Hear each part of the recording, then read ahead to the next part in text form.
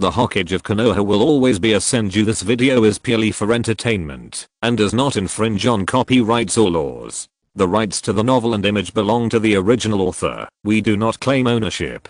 Don't like waiting and want to listen to this fanfic in full now? Subscribe to our Patreon, where you'll find the best fanfics. Chapter 26 Trading. The first second that Black Widow appeared, Rope Tree felt that his chakra was a little disordered, but fortunately, the cool breath from the crystal necklace helped him get rid of the opponent's illusion instantly. It must be said, that illusion is still very useful. Although it was not so brilliant in the final showdown later, it is also one of the invincible killers if used well. Rope Tree also decided to ask Orochimaru for advice on how to defend against illusion after the mission. Not to mention that he could withstand the perverted illusion of Uchiha Itachi's Tsukuyomi. At least he would not be easily found weak and killed by others. Don't get me wrong, Orochimaru at this time is not the Orochimaru who used the reincarnation of the corpse to make his soul full of holes. And even though Orochimaru was extremely embarrassed by Itachi, other ordinary illusion ninjas were still not good enough in Orochimaru's eyes. After all, Itachi can be said to be the ceiling of illusion ninjas in the Naruto world. Rope Tree arranged a simple silent barrier around the compartment and just crossed his legs and looked at Black Widow, who was locked up by branches. Do it. Black Widow suddenly said inexplicably, and there was some determination in her voice. A ninja of your strength should not be a wandering ninja, and I haven't used the name Black Widow for a long time. Are you sent by Konoha? Rope Tree did not admit or deny, but took out the scroll given to him by Orochimaru and found the name and crime of Black Widow. Black Widow, female, unknown age, was active in the Land of Fire 5 years ago. She often killed brides who were about to get married and then pretended to be a bride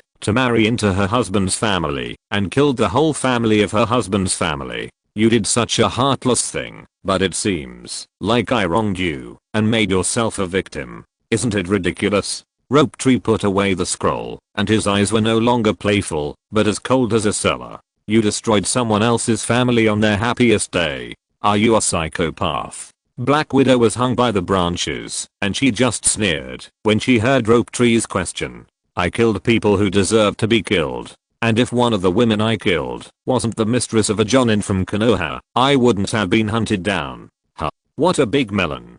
But Rope Tree obviously didn't have the leisure to eat melons. He tightened the branches a little more. I have no interest in your past. Of course I know that this world is terrible, but I'm not at the stage of looking up at the sky yet. I'm just looking down and chasing my own way.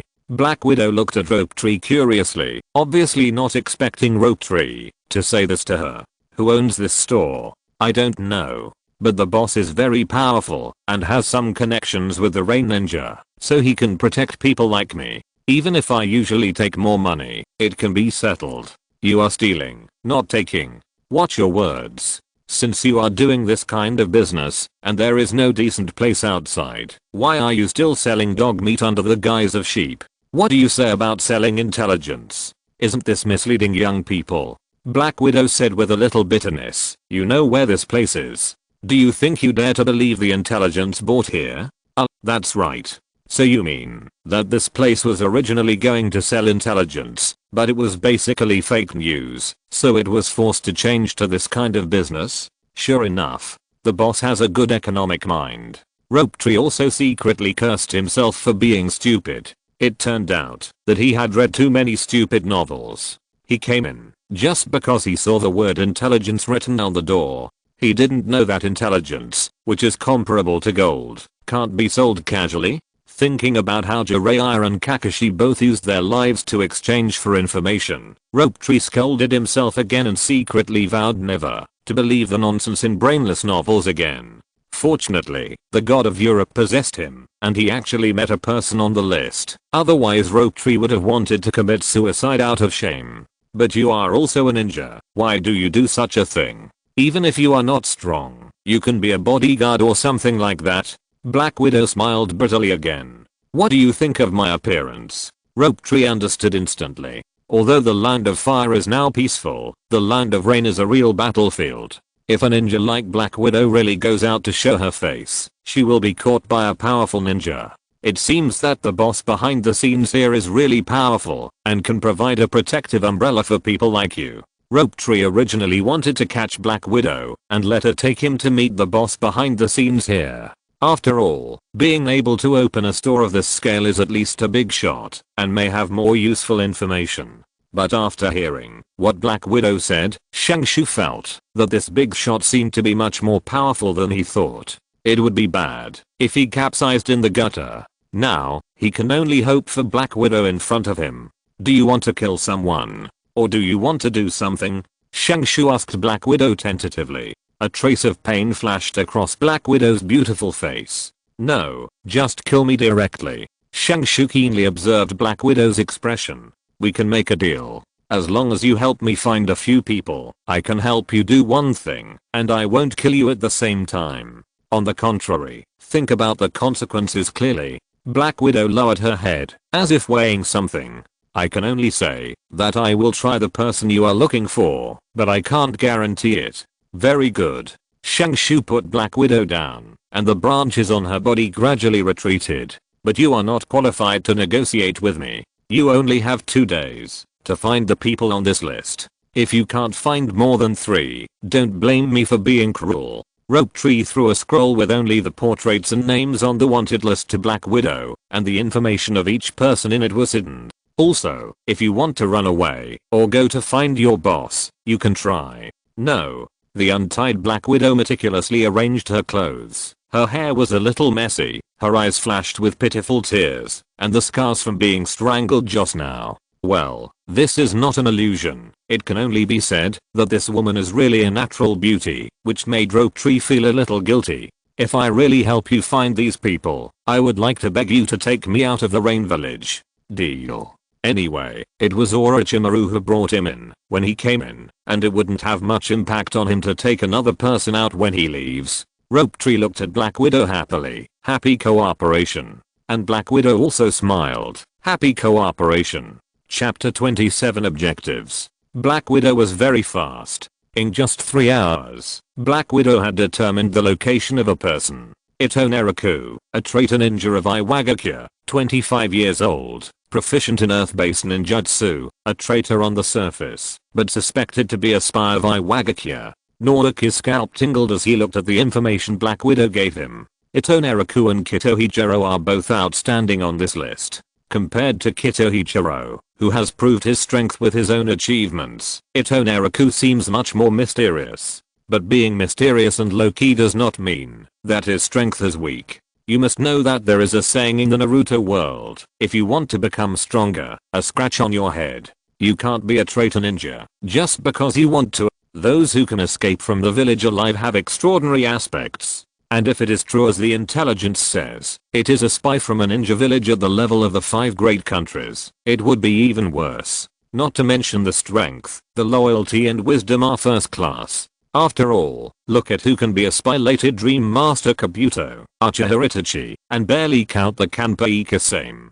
So Rope Tree naturally rejected the first target. He wanted to deal with these scums by himself, but he couldn't send his head. However, the efficiency of the Black Widow is really high, and she soon sent the information of the second person. The second person is just a genin, and a wandering ninja with no background. Rope Tree has nothing to fear, and directly went to the location of the second person with a heroic spirit. The second person did not live in the underground pipeline, but disguised as a normal resident living in the Rain Ninja Village. When Rope Tree arrived, he was a little silent. The man did not use the transformation technique to change his appearance, and he always showed his true face. Opposite him was a woman and a baby in her arms. Damn. Looking at the happy and warm scene in the room, Rope Tree couldn't help but curse. How can he do this? This man is on the wanted list, and there is no doubt that his crimes are simply too numerous to list.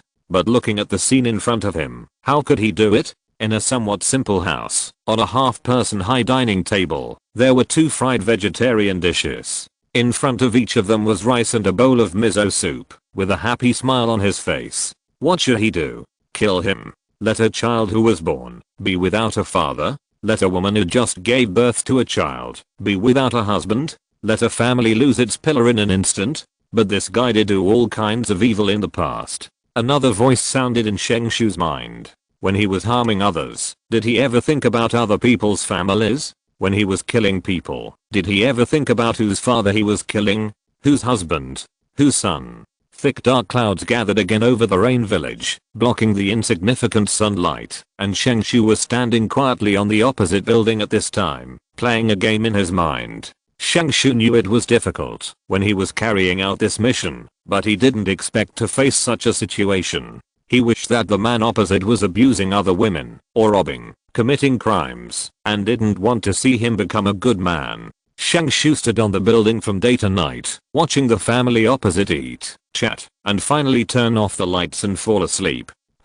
Shengshu let out a long breath. At this time, he finally made up his mind, and the determination in his eyes overwhelmed the confusion just now. Swish! A faint sound of breaking through the air shot into the house. After a long time, there was a rustling sound in the house, and the man came out of the house in pajamas and flip-flops. The man held a note in his hand, and looked at the dark sky. Come out. The fat ninja transformed by Shengshu walked towards the man step by step. When the man saw Shengshu, his pupils dilated rapidly, as if he wanted to see Shengshu clearly. You didn't run away, which means my choice is right. Shengshu also breathed a sigh of relief. The man asked, do you have cigarettes? Shengshu shook his head. The man lay down against the wall weakly. I knew this day would come a long time ago, but I always had fantasies. Maybe this day could be extended indefinitely, until I could watch Uzi grow up. Actually, I hesitated for a long time before getting married.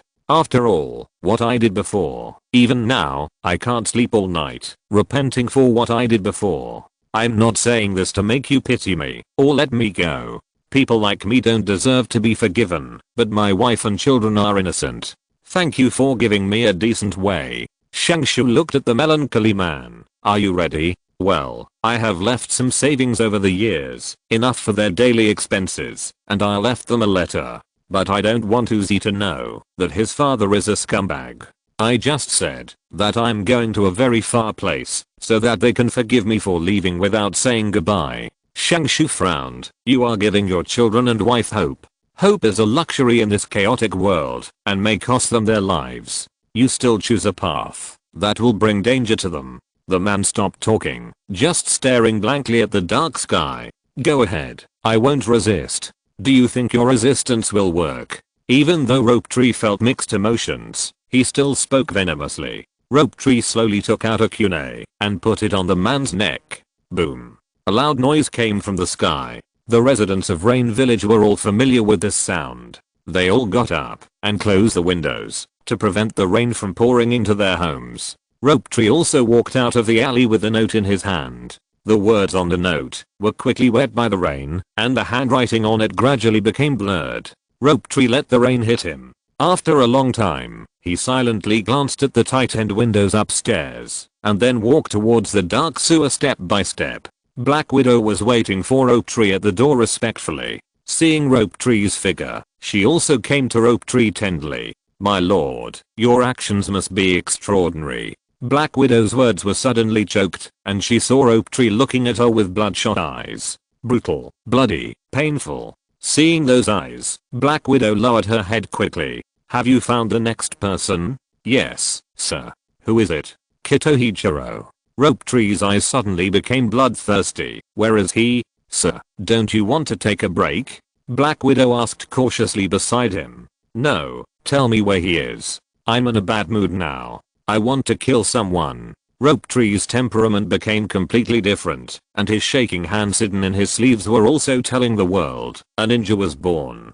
If you're listening to this novel on a channel other than Fanfic World, it means they downloaded and uploaded it without effort. We cordially invite you to visit our channel, Mundo Fanfic Novelos. There you'll find the original version of this story, and you can explore many other novels of various genres. We're waiting for you to immerse yourself in a world of incredible novels. Chapter 28 Kitohijiro. As the first target of Rope Tree, the other party almost did not resist, and Rope Tree completed the task. This may be the easiest task, right? But is it really easy? Rope Tree tortured himself again and again in his heart. This entanglement made Rope Tree very uncomfortable. At this time, he was extremely irritable. He just wanted to find something to do. After getting the location of Kitohijiro, Rope Tree rushed there as soon as possible. Kitohijiro's location was not far from Rope Tree. He lived in the underground pipeline. With his good strength, he was also a figure like a prince in this underground world. Stop. Several people with crooked faces blocked Rope Tree's way. Swish. Two cold rays flashed, and a shuriken was already stuck in the throats of the two people. Who is it? Rope Tree's actions were not secretive, and he was soon discovered by the guards here. Fortunately, Rope Tree no longer hid his tracks. Water style, water dragon bullet technique. In the humid environment of Rain Village, using water style ninjutsu is like a fish in water. A water dragon with a diameter of 1 meter roared and rushed towards the crowd. At this time, Rope Tree didn't care about justice or ninjutsu. He just wanted to vent. Water style, water break wave. Rope Tree used the ninjutsu in his hand, as if it was free. Many people were knocked unconscious by the huge water flow, or hit against the wall by the water flow, causing bloodshed. Who? In the chaos, a man with a long scar on his face finally appeared. Kitohijiro. I found you. Die for me. Rope Tree was already bloodthirsty at this time, and rushed directly to Kitohijiro. Boom. Kitohijiro was a little confused at this time, and staggered to take Rope Tree's move. Friend, is there any misunderstanding between us? Misunderstanding, damn it. Rope Tree did not give Hijiro Kito a chance to speak. His fat body was extremely flexible at this time, and he gave Hijiro Kito a set of combination punches without any rules. Fuck you. Fatty, you are looking for death. Hijiro Kito was not a pushover either. He felt embarrassed for a moment after being beaten up like this in front of his men. Fire escape, Soshoku no Jutsu. Rope Tree's clothes burned without any warning, and Rope Tree had to use the molting substitute technique to escape. Two small hands stretched out from the fat man's mouth, prying open the upper and lower jaws until they were bent 180 degrees, and Rope Tree's real body finally crawled out of his mouth, sticky and slimy. When Rope Tree's real body appeared, the scene fell into a strange silence, followed by a burst of laughter. Ha ha ha ha. It turns out to be a little kid. I'm afraid this guy hasn't even grown all his hair yet. Boss, catch this kid, chop him up, and feed him to the dogs. For a moment, the shouting was endless, and everyone was shocked by the appearance of Rope Tree. Kitohijiro was stunned at first, and then he felt funny. Kid, you haven't been weaned yet, right? Or are you missing a father and came to find one? Ha ha ha ha. Rope Tree crawled out of the human skin and looked at Kitohijiro coldly. I just want to beat you to death. As soon as the voice fell, Rope Tree swung a shuriken from behind, sweeping Kitohijiro's face. Dang. Kitohijiro found a huge broad-bladed machete from somewhere and knocked Rope Tree shuriken away.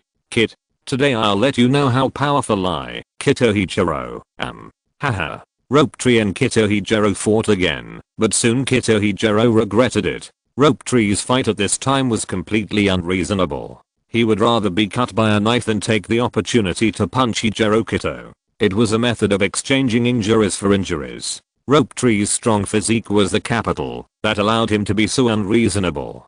Kid, are you crazy? Do we have any deep hatred? Hijiro Kito was at a disadvantage again. Rope Tree dared to exchange injuries for injuries, but he didn't dare. The comfortable days in the Rain Village obviously made him lose his edge. Crazy? Maybe. Rope Tree's eyes were full of madness at this time. Finally, after dozens of fights, Hijiro Kito was punched away by Rope Tree because he couldn't dodge in time. Kid, I'm really angry. Fire style, big fireball technique. Water style, water break wave. Faced with this kind of ninjutsu with completely restrained attributes, Rope Tree said that he was not at all weak. Seeing that Rope Tree's ninjutsu was so skillful, Hijiro Kito smiled grimly. You are quite capable, kid. I think it's a great honor to let you die with this move. Kitohijiro slowly took off his shirt, revealing his muscular body. I'm so powerful, but I don't rely on fire escape, kid. Ninjutsu, ghost mask technique. A lot of dense words suddenly appeared on Kitohijiro's body, just like a curse seal. However, the curse seal Orochimaru has not yet made it, and even the template of the curse seal, Liberajugo, has not been born yet, so it is naturally impossible to be a curse seal. The dense words finally gathered into a demon-like tattoo on Kitohijiro's chest, looking at Naoki fiercely. Kit, die. With the support of the demon tattoo, Kitohijiro's knife became a little faster, and Naoki also discovered the effect of this tattoo after a few fights. The demon tattoo seemed to have magic power. Every time it fights with Naoki, it will absorb some of Naoki's physical strength. That's right. It's physical strength, not chakra. Rope Tree's face changed slightly. Although the skill of absorbing chakra is a bug, it is not uncommon in the ninja world. For example, Nagato's Hungry Ghost Path and Kanpai Kisame Sword Sumehada can do this, but absorbing physical strength is unheard of. Ha ha ha. Little ghost. Don't you like to exchange lives? Come on. Exchange with me. Ha ha ha ha ha. Would release. Tree binding and strangling. Thick branches instantly rose from the ground and swung towards Hijirokito. What the hell is this? Hijirokito swung his sword frantically and chopped the branches. But it's a pity that if would release was so easy to resist, it wouldn't have such a great reputation. Its toughness is far beyond the imagination of ordinary people. Hijirokito didn't cut off the branches, but the branches wrapped around the sword. He had to loosen the handle of the sword and got out. Would release. Silent killing binding technique. Rope Tree's arms suddenly turned into countless branches and quickly rolled towards Hijirokito. Hijirokito had already been shocked by Rope Tree's various would release ninjutsu, and before he could react his body was rolled up. Wait. Little brother. Is there any misunderstanding during this period? The moment he was entangled, Hijirokito felt that the chakra in his body was sucked away like a dam bursting, so he immediately opened his mouth to surrender to Rope Tree. I said, misunderstandings, your uncle. Cutting technique. Countless spikes suddenly burst out from the branches that wrapped around Hijirokito, and drops of blood flowed through the gaps between the branches. Mission accomplished. Next one. Chapter 29 Scavenger. Rope Tree was very efficient. Basically, Black Widow was reporting the location to Rope Tree one moment, and the next moment the person's head had already fallen to the ground. At this time, Rope Tree had basically lost his mind. As long as Black Widow pointed out where the person was, Rope Tree would rush over and kill. The originally calm and orderly sewer pipe was suddenly disrupted at this moment. Everyone knew that a scavenger had come to the sewer pipe and was slaughtering crazily. Next, Rope Tree said to Black Widow beside him expressionlessly. At this time, Rope Tree had given up disguise. His height of less than 1 meter looked a little funny, but no one dared to make fun of Rope Tree at this time. However, Black Widow was also a little flustered at this time because Rope Tree was too ostentatious and made a mess here. Black Widow's intelligence ability obviously began to decline. Found it. Suddenly, a voice sounded behind Rope Tree. Rope Tree looked closely and found that it was a ninja from the Rain Village. The leading Rain ninja exuded powerful chakra, which made people feel terrified. Jonin. The moment Rope Tree saw that person, he knew that he would never win. Although the Rain Village is not a ninja village of the same level as Konoha, it can almost be called the strongest existence under the 5 major ninja villages. If it were not for the national strength at its peak, it might really be possible to squeeze out the Sand Ninja and become the new 5 major ninja villages. And such a ninja village, in addition to strategic level strongmen like Hanzo of the Salamander, there are definitely many independent Jonin. It is difficult for Rope Tree to estimate the opponent's strength, so he can only delay time for now. Rope Tree deliberately shouted coldly, "What? I cleaned up some scum and rogues. Why did you bring out the Rain Ninja? Is the rumor true? Your Rain Ninja village is a ninja village on the surface, but in fact it is a toilet full of filth." The Jonin remained calm after being provoked by Rope Tree. He looked down at Rope Tree. "Kid, no matter who you are, if you make trouble in the Rain Ninja village, you will die." Rope Tree was aroused by this sentence. The originally suppressed anger. "So that's how you, the Rain Ninja, define troublemaking like this? Then let me ask you, there are so many vicious guys hiding in the sewers like rats, which one of them is innocent? Is that how you, the Rain Ninja, do things?" The Rain Ninja Jonin laughed. "Yes, that's how we do things. There's nothing else to it, it's just the rules." I don't care what kind of guys they are. When they come to the Rain Ninja Village, they have to accept the rules of the Rain Ninja Village, and you don't follow the rules. For those who don't follow the rules, our consistent principle is to kill him and use his body to defend our rules. The Rain Ninja Jonin's attitude at this time is high and mighty, as if the king is explaining the laws of his kingdom. Besides, didn't you just kill so many people? On the surface, you said that they did all kinds of evil, judging others like a savior, but what qualifications do you have to kill them? It's just because you are strong. Your actions have expressed your values, the law of the jungle. So, don't talk to me about morality, hypocritical kid. Hypocrisy? Rope Tree's hand holding the kunai tightened a little bit, and the joints of his hand began to turn white. Is it here? Rain Ninja suddenly said this, and everyone looked to the dark tunnel on the left. Rope Tree's face began to turn paler this time. Aren't you talking to me? Rain Ninja looked at Rope Tree with disdain. Little devil, do you think you are qualified to talk to me? I just think you are stalling for time, and I want to see what kind of ceremony you have to dare to kill people in Rain Ninja Village. SSS. A series of creepy sounds rang out, and the sound became louder and louder. Soon, everyone saw a horrible scene. Countless long snakes rushed out from the darkness, pitch black, colorful, and as thick as barrels. Basically, all the snakes you can think of are mixed in them.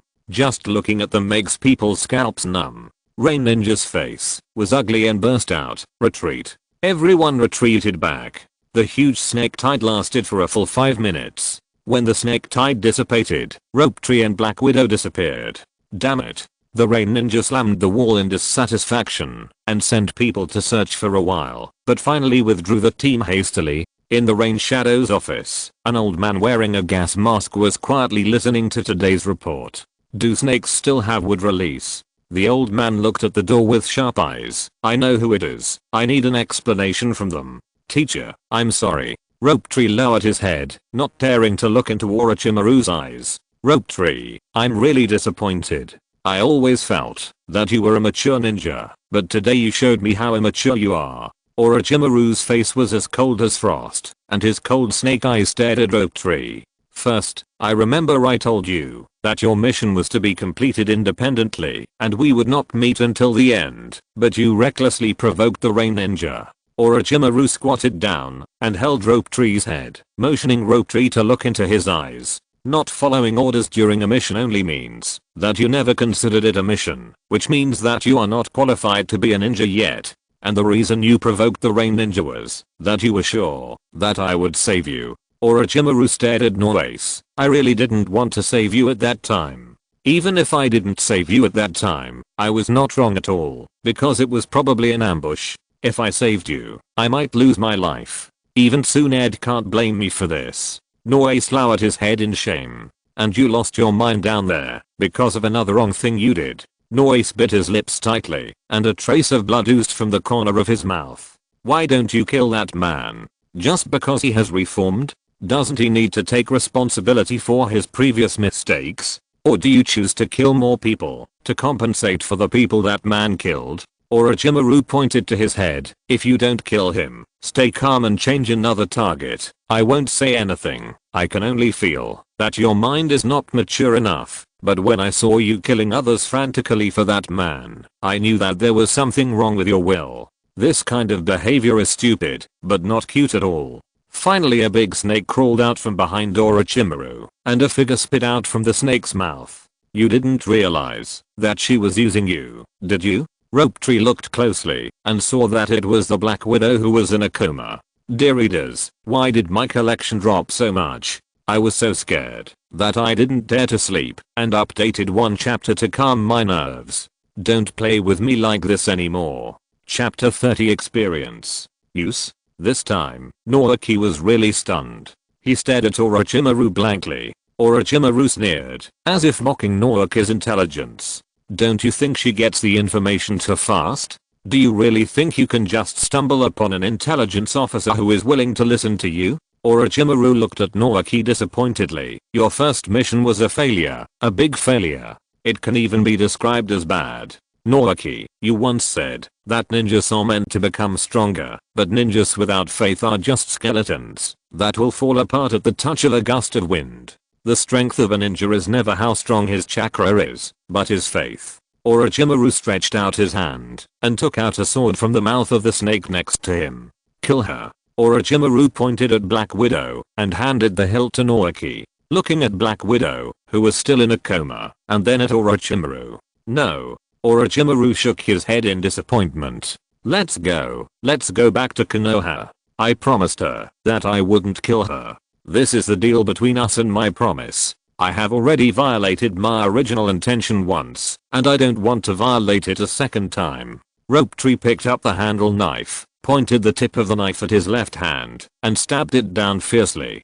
Puff. A stream of blood spurted out and shot on Rope Tree's face, making Rope Tree a little hideous, but at this time Rope Tree's eyes became unusually clear. When he learned that he was going to kill someone, in addition to his troubles, he also had a sense of recognition that it was natural, thinking that ninjas were supposed to kill people, but he never thought about the purpose of killing, punishment, pleasure, or just becoming a killing machine that accepts orders from others. Rope Tree also understood why Orochimaru was a little unhappy on the streets of Rain Village that day. The first thing he thought about when he got the wanted list that day was to kill people instead of thinking. Orochimaru obviously looked down on this kind of ninja who only obeyed orders. At least Rope Tree couldn't be one. The blood on Rope Tree's left hand was still flowing out. He recalled that Naruto, the middle school boy, seemed to have pierced his palm to prove his ninja way. At this time, Rope Tree was also proving to Orochimaru. Orochimaru's eyes became bright again, and then he walked forward without saying a word. Teacher? Follow me. Rope Tree was stunned, and then quickly pulled out the knife in his hand. Huh. But teacher, what about her? Rope Tree pointed at the Black Widow on the ground. Orochimaru looked back at the Black Widow lying on the ground. If you don't wake up, I will really kill you. The Black Widow, who had closed her eyes and motionless just now, suddenly did a beautiful backflip and looked at Orochimaru and Rope Tree a little embarrassed. As expected of Lord Orochimaru, I will take my leave first. Wait. Orochimaru seemed to have changed his mind. His neck suddenly began to stretch, and a sword came out of his mouth. He came to the side of the Black Widow at lightning speed. In a flash, one of Black Widow's arms suddenly flew up. Black Widow was also a ruthless person. She didn't scream after being hit so hard. She just looked at Orochimaru in confusion. Although my apprentice is a fool, it's not your turn to use him. Tell the people behind you to be more obedient. Idiot. Rope Tree touched his nose awkwardly and then hurriedly followed Orochimaru. Teacher, who does that woman belong to? Teacher, do you want this knife? Don't let me take it away. Teacher, Rope Tree continued to learn from Orochimaru in the following days, including but not limited to swordsmanship, illusion, and often discussed the development of some new ninjutsu with Orochimaru. Not only that, in this barely peaceful era, the people's livelihood development is also good, which also allows Rope Tree to enjoy a lot of beautiful things, especially, teacher. Come and see Master Jiraiya's book. Rope Tree was surprised to see that in the corner of a bookstore, there were several famous books and later generations Intimate Paradise. Orochimaru read through it twice with a frown on his face, and put it down. A dog will always eat shit. That Child of Prophecy is also a figment of the imagination. And Naoki bought it all. The first issue of Intimate Paradise. What a collection value. Go back and ask Jiraiya to sign it again. That is the Bitcoin of the Naruto world. When checking out, the bookstore owner wanted to stop Naoki, a little kid, from buying this kind of book, but when he saw Orochimaru, he instantly understood and gave Orochimaru a look that all men understand. This guy didn't think that Orochimaru was embarrassed to buy it, so he asked Naoki to do it for him. After paying the bill, Naoki quickly pulled Orochimaru away in the ambiguous eyes of the owner, otherwise he was really afraid that Orochimaru would chop people. When he returned to his residence, Orochimaru suddenly gave Naoki a box. Huh. Naoki looked at Orochimaru strangely. Gift, New Year. Naoki then remembered that the spring festival was coming soon. Unlike in the past, when Tsunade was around and he could tidy up the house, now he and Orochimaru were wandering outside and had lost some sense of time. Naoki happily took the box. This is a brand new white kimono inside. Hey, big brother. Who gives a white kimono for the spring festival? Unable to complain about Orochimaru's aesthetics, Naoki still changed into a white kimono. And Orochimaru was still wearing that old-fashioned beige clothes, which made Naoki dislike Orochimaru. Teacher, how about you change too? As expected, Orochimaru refused arrogantly. 3 days later was the spring festival, and Naoki and Orochimaru also stopped and came to a busy town. Teacher, I heard that there will be fireworks tonight. The super big ones. The ones like Yasakatsuma. Do you want to watch? No, go by yourself. Naoki's face was instantly pulled down. After all, fireworks and the spring festival are a perfect match. In his previous life, the new year was missing fireworks, and it felt like the new year was missing. After being rejected, Rope Tree had to walk alone on the bustling streets. Seeing that most people on the street were in pairs or families reunited, Rope Tree sniffed hard. Oh, I don't envy. The fireworks are about to start. Rope Tree also followed the crowd to an empty space, waiting with bated breath. Pa. A pale hand suddenly patted Rope Tree's shoulder. Rope Tree turned around suddenly, but looked at the person in surprise. Teacher? Yeah. Orochimaru greeted him lightly and stood next to Rope Tree. Rope Tree also noticed that Orochimaru had changed into the same white kimono as himself and couldn't help but curse that Sundeer snake in his heart. 5, 4, 3, 2, 1. Happy New Year. Konoha Senju has officially signed. The characterization of Naoki is basically finished. I know it's a bit boring. So from tomorrow, Konoha Senju will officially enter a new stage. Thank you for your support, readers. Chapter 31 Return. 5 years later in the Land of Fields. Teacher, the results of the 7th cell culture resistance experiment are out. Do you want to check it out? The results this time are as you expected. Okay, Naoki, go and re-prepare the cell culture solution. The reagents are a little insufficient. Got it, teacher. It was Naoki and Orochimaru who were talking. Naoki at this time is no longer the child who was called a little devil. He just celebrated his 9th birthday and his height has grown rapidly to 1.6 meters. In the past 5 years, Naoki followed Orochimaru in the ninja world and experienced many things. His face does not have the childishness that should be seen at this age. If you don't know Naoki, no one can guess how old Naoki is. In addition to the change in body shape, Naoki is now wearing a ninja uniform with two crossed brown leather belts on the shoulders of the top. He wears iron sheaths and hand guards on his hands, and a slender long sword is also carried on his back. This set of clothes was also selected by Naoki after a long experiment. It can maximize defense while maintaining agility and breathability. As for why he was in the Land of Fields, that has to start from half a year ago. As time went by, the major ninja villages began to be unable to restrain their ambitions, especially the Rain Ninja Village, which was provoking the nerves of several major ninja villages every day, which made the situation in the ninja world more and more tense. Seeing this situation, Orochimaru no longer took Rope Tree to run around, but came to the Land of Fields to do what he wanted to do. Although Orochimaru was not the super scientist he later became, he was a genius ninja who had created snake-type ninjutsu after all. It didn't take long for him to go from entry to mastery in scientific research. Moreover, Orochimaru's technology points at this time were not wrong.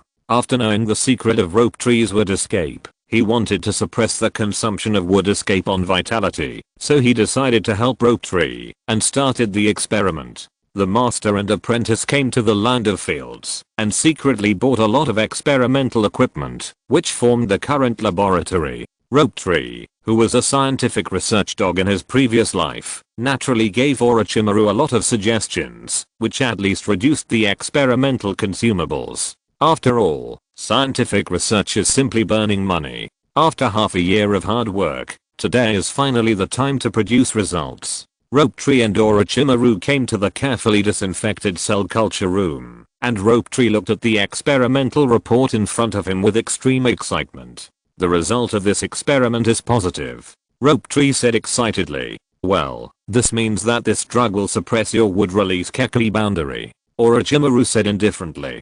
But you see, in the positive state, your cell activity is only half of that of others, and in the normal state, your cell activity is 5 times that of ordinary people. Orochimaru pointed to the blank control group and rope tree next to him and explained. It's okay, teacher. Since we have found a drug that can suppress wood release, it is very likely that we will find a drug with less negative effects in the future. Rope Tree was very excited, but his real purpose was not to use it to solve his own problems, but to use it to hang on the wall who would use wood release in the future. Think about the domineering appearance of Madara-sama, and the arrogant seal would release tree realm advent. Then only a few saplings ran out. It's very exciting to think about it. Of course, it is not certain whether there is such a drug. After all, the drug that Orochimaru and Naoki have discovered now is almost ineffective for wood release of the level of Hashirama and Madara. Just as Naoki was humming a little tune and washing the test tube, Orochimaru suddenly said to him, "The village has recruited us. We will leave here after doing the last set of experiments next week."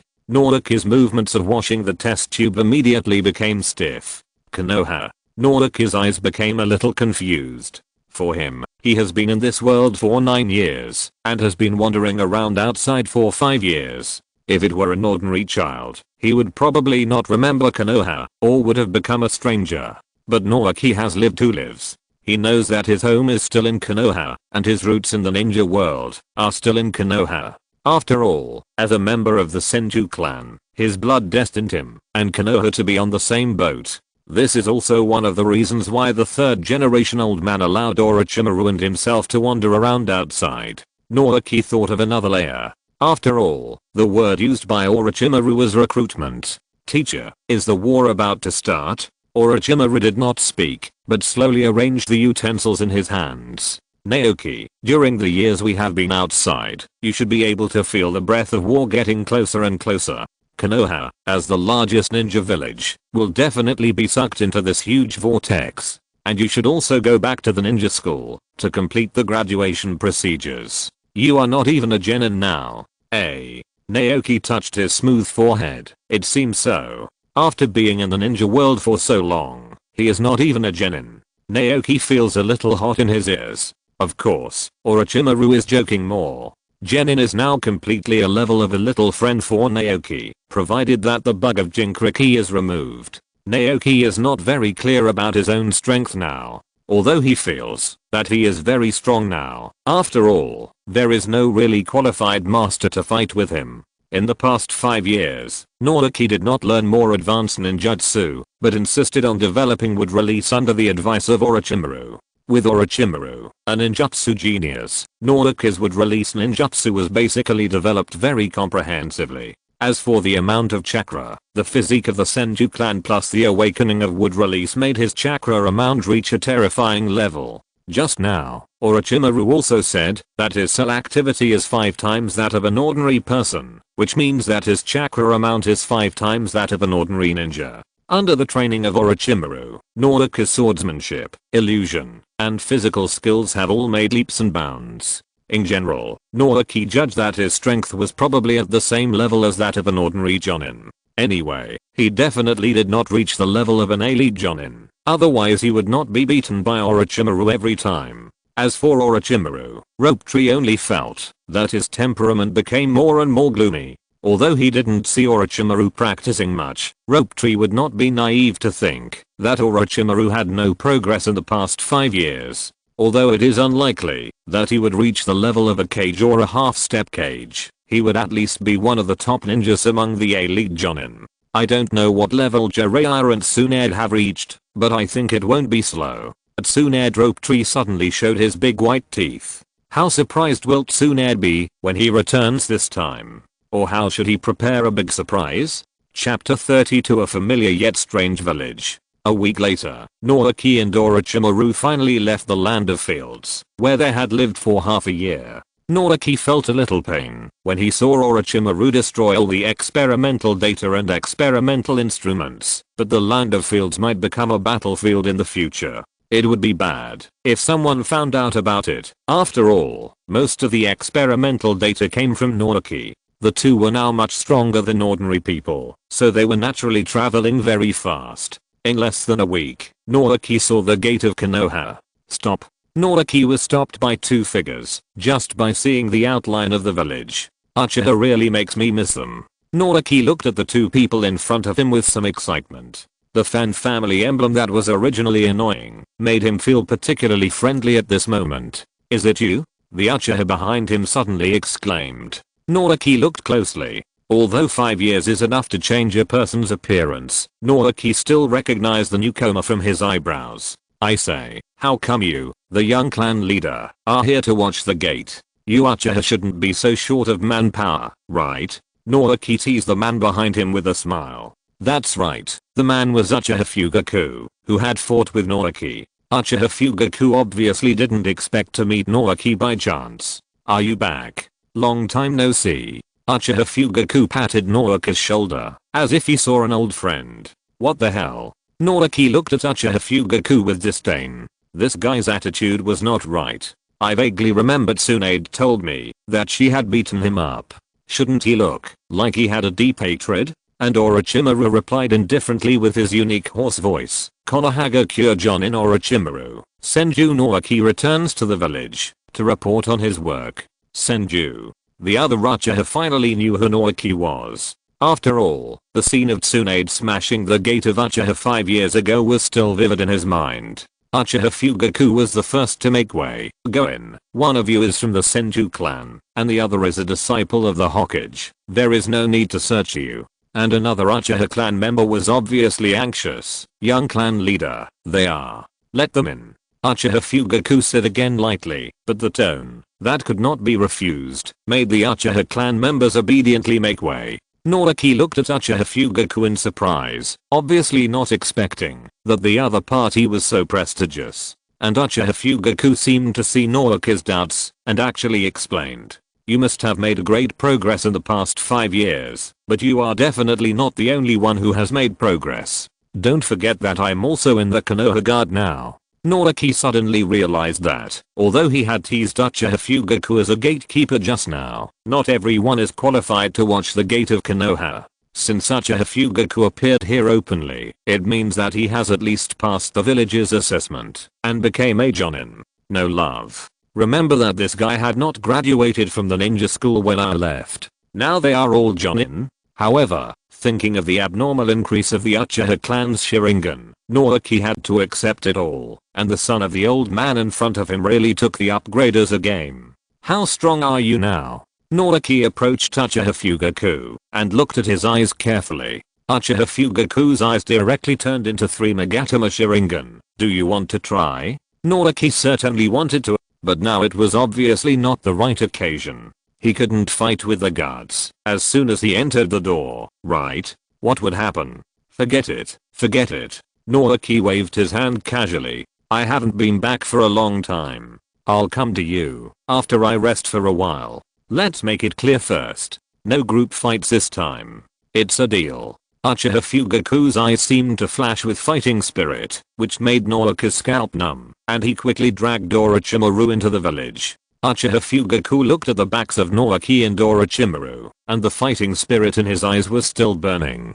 For Uchiha Fugaku, in just 5 years, his Sharingan evolved directly to 3 Magatama, and his strength reached the level of a Jonin like a rocket. Among the people of the same age as him, it can be said that none of them can fight. And the duel between him and Naoki 5 years ago, in fact, cannot be called a duel, it can only be said to be a performance. But that performance made him feel a message only Naoki is qualified to be his opponent. "Senju Naoki, I hope you won't let me down." It has to be said that Uchiha Fugaku is indeed a bit embarrassed. His previous generation is represented by the 3 ninjas, and the next generation is the rise of the younger generation of Minato Namakes. There are indeed not many strong people in the same age group as him. However, if Naoki knew about Uchiha Fugaku's alone seeking to defeat mentality, he would definitely jump up and down immediately. How can the two be considered of the same generation? "I'm still a child, okay? If you have the ability, go and fight Killer Bee or AI who are about the same age as you." Rope Tree and Orochimaru came to the entrance of the village. Orochimaru was very casual and left Rope Tree behind. The reason was that he had to report to the Hokage's office, and Rope Tree, an ordinary person who was not even a genin, had no need to go there. Rope Tree had no choice but to walk home by himself. In the past 5 years, There seemed to be many new buildings in the village, but the streets were still roughly the same as before. Rope Tree looked at the familiar yet unfamiliar Konoha and was actually a little at a loss for a moment. Rope Tree. 5 years. Suddenly hearing someone other than Orochimaru calling his name, Rope Tree was so scared that he almost drew his sword and chopped back. Huh? Who are you, beautiful lady? Rope Tree turned around and found that it was a Koi Lali who was looking at him with a little hesitation. Are you Rope Tree? The other party asked uncertainly. If you find that Rope Tree's surname is Senju, it should be me. Although Rope Tree didn't know the other party, he responded to the other party out of politeness. You are really Rope Tree. Unexpectedly, the other party jumped up happily. Rope Tree. It's me. Xiaolin. Xiaolin? A face that looked like a burden quickly flashed through Naoki's mind, and then he looked at the delicate lolly face in front of him. Little Asami Kobayashi. Naoki-kun, do you still remember me? Great. They are all old acquaintances. Naoki had almost no acquaintances in Konoha except Tsunade, but he met 2 of them just after returning. What kind of bad luck is this? Asami Kobayashi is more reserved than when she was a child, but she still looked at Naoki with tears in her eyes. Naoki-kun, where have you been all these years? Do you know how worried I'm about you? What? Naoki stared at Asami Kobayashi with wide eyes. Big sister, you make it seem like we are very close. And why are you crying when you can just talk? Make me look like a scumbag? Pedestrians on the road cast strange looks at him one after another. Naoki quickly covered Kobayashi's mouth and explained hurriedly, she is my sister. Haha, ha ha ha ha ha. Chapter 33 Big Surprise. Rope Tree held Xiaolin hostage and threatened her not to cry again, and then let her go. You also know that I have offended Uchiha, so just leave the village and hide. Anyway, Uchiha is a big villain. Just throw dirty water on him. This is the political correctness of Konoha. Xiaolin is still a child after all. He was coaxed by Rope Tree and was stunned. Soon he told Rope Tree all the major events that happened in the school in the past few years. First of all, some teachers came to the school, and some teachers were transferred for various reasons. Yamanaka teacher was one of them. It seems that he was transferred because he passed the Chunin exam. Rope Tree couldn't help but think of the teacher with a full head of golden hair and a gentle smile. If nothing unexpected happens, his status in the Yamanaka clan should be improved. After all, Chunin is the backbone of a family and a ninja village. In addition, the 3rd generation Hokage personally served as the principal of the ninja school. In this way, every ninja who graduated from the school must respectfully call the 3rd generation teacher. Then there seems to be an explosive increase in the number of students in the lower grades of the ninja school. The school recruits many more students than before, and there seem to be several very strong guys. As for more things, Xiaolin obviously doesn't know, or even if she knows some things, she can't tell which are important information and which are useless after dinner talk. Shangshu spent another $5 to buy a string of 3 color meatballs for Xiaolin and then dumped Xiaolin without hesitation. Huh. Looking at it this way, it seems that I really have the potential to be a scumbag. Sister, I'm back. Shangshu opened the door full of memories and then stared at each other. Who are you? Shangshu looked at the man and woman in the middle of the house in confusion. And this man and woman also had a confused face. Who are you? Shangshu asked carefully, isn't this the Senju family? Didn't Tsunade live here before? You mean Tsunade? The hostess was gentle and explained to Shangshu with a smile. I heard that she lost this house while gambling. She hasn't been here for a long time. Gamble? Lost? Rope Tree was petrified, and it seemed as if there was a crow screaming arrogantly on his head. Rope Tree always thought that he had taken Tsunade's passbook away, and Tsunade might be more honest and might walk on a bright road. But obviously he was wrong. Rope Tree looked at the 2 people in despair. The hostess was still very kind. Child, are you looking for Tsunade? I don't have her address here, but you can ask the people in the casino. They have been looking for Tsunade. Okay, big sister, don't say it. I don't want to see that woman. Excuse me, can I buy this house back? Rope Tree asked carefully. He didn't doubt the authenticity of what the 2 said. After all, no one could occupy Tsunade's house in Konoha. It might really be gambled away by Tsunade, who was a little bit drunk. The male host looked at Rope Tree suspiciously. My dear, we spent 500,000 yuan to buy this house from the casino. 500,000 yuan. Shangshu recalled the number on the passbook and couldn't help but feel depressed. Uncle, I used to live here too. How about this? I'll bring the money over in 3 days. I'm willing to spend 550,000 yuan to buy this place. 550,000 yuan? The uncle gestured at Shangshu's height and couldn't help but sneered. My dear, stop joking. Shangshu raised his palm and the light blue chakra burst out instantly. Uncle, now you believe it, right? Ninja. The couple were both shocked and the uncle stammered and couldn't speak. Okay, I'll sell it to you when you get 550,000 yuan in 3 days. Shangshu also breathed a sigh of relief. The two of them were quite sensible, otherwise Shangshu wouldn't be able to force the villagers of Konoha to do some forced buying and selling. There was only 200,000 on Tsunade's note, so Rope Tree naturally ran to Orochimaru for help. She wrote an IOU for 350,000 to Orochimaru with a wronged look on her face, and with tears in her eyes, she collected the money and gave it to the couple. She thought she was the most miserable ninja, and she was in huge debt before graduating from the ninja school. Rope Tree looked at the empty house and felt even more wronged. Why are you back? Tsunade looked at the two companions in front of her in astonishment, who were Orochimaru and Jiraiya.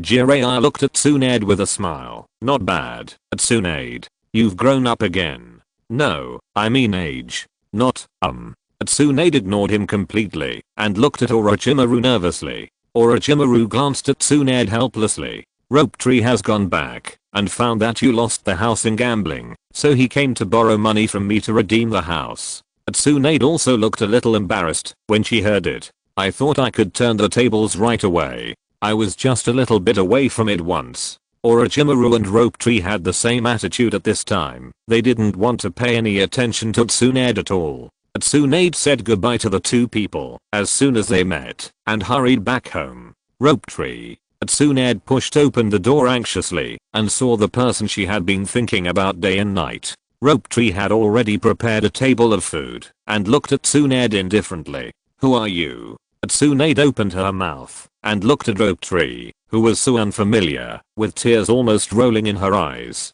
Rope Tree. Come and eat. Tsunade's tears still flowed out, and she went up and hugged Rope Tree, letting Rope Tree feel what induced suffocation was. In the next half an hour, at the dinner table, Rope Tree severely criticized Tsunade's illegal gambling behavior. He also gave detailed examples of how many gamblers spend money like water without changing their faces, and later lost too much and became desperate, so they used family property or even collective property and national property as bets, which would inevitably harm others and themselves. Secondly, gambling will inevitably consume a lot of time, so that it seriously affects study, work, and life, and it will lead to loss of ambition. It may even cause developmental problems. I didn't say the last point.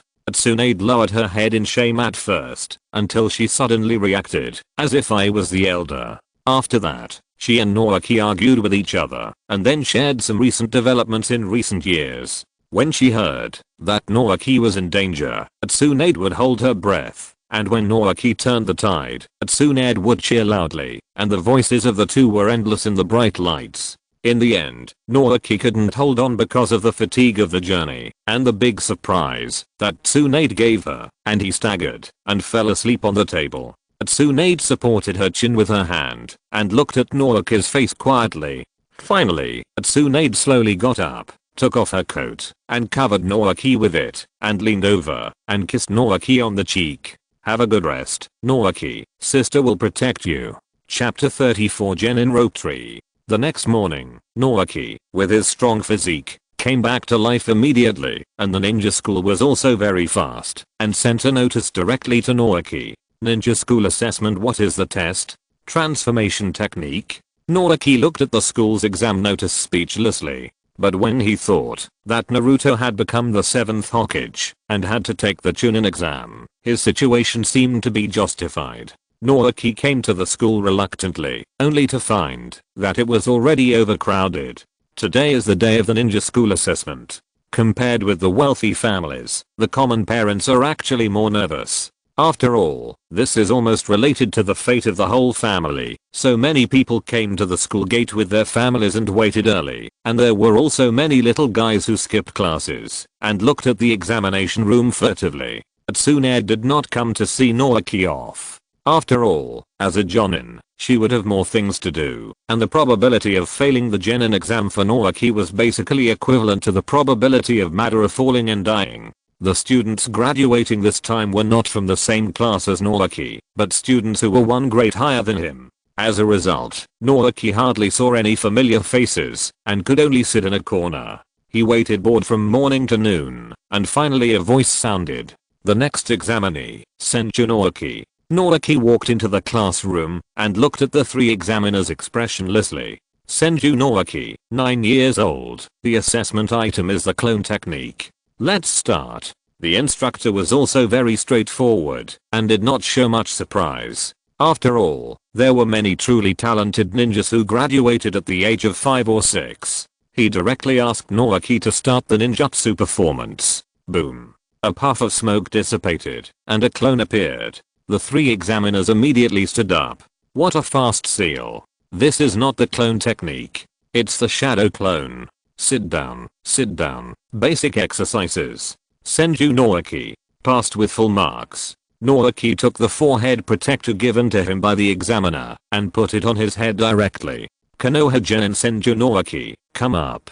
At this time, Naoki was the highest ranking person in the Naruto world, Konoha Genin. When Naoki came out of the classroom wearing a forehead protector, there was a cheering sound all around, just like the ancient people who passed the imperial examination, and they wanted to get a good start. Naoki was also very thick-skinned, and he greeted the people around him happily. Suddenly, he saw a touch of red in the crowd. Although the hair colors in the Naruto world are varied, red is still unique. Naoki looked quietly at the little red-haired girl and the little blonde boy with a hedgehog head next to her. The two children also found that Naoki was looking at them, and they were a little uneasy and wanted to retreat quietly. Unexpectedly, Naoki walked directly towards them and squatted down to touch the heads of the two. What are your names, little friends? The blonde boy narrowed his eyes. Hello senior, my name is Minato Namikaze. The red-haired girl on the side tilted her neck and said coldly, Uzumaki Kushina.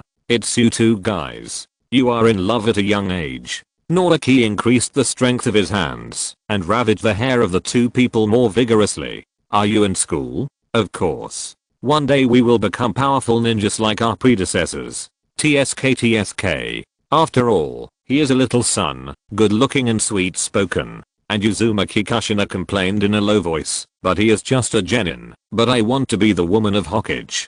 Kushina, this is not good. You should respect your predecessors. Minato quickly pulled Kushina's clothes and whispered to dissuade Kushina. Naoki had a look of being hit. It turned out that she was a woman who had been determined to become a Hokage since she was a child. She has a future, a good wife. Naoki didn't have much interest in these two little guys, but teasing them to satisfy Naoki's bad taste was also very good. I believe you will become powerful ninjas. Keep going. Finally, he reluctantly stroked the heads of the two a few more times, and then Naoki left with a big laugh. Kushina touched her head in dissatisfaction. Who is he? So annoying. He hit me so hard right at the beginning. Minato also felt a little headache. I don't know, but it seems that he should be a powerful ninja, right? And the senior is also encouraging us. At this time, a mature and steady little boy with a ponytail came between Minato and Kushina. Shikaku, you skipped class 2.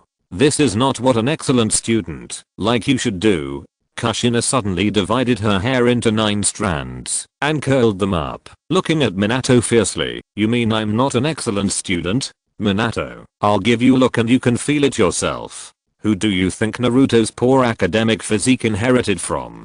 Shikaku looked seriously at the direction where Naoki left. He's back. Minato looked at Shikaku in confusion. Shikaku, do you know that senior?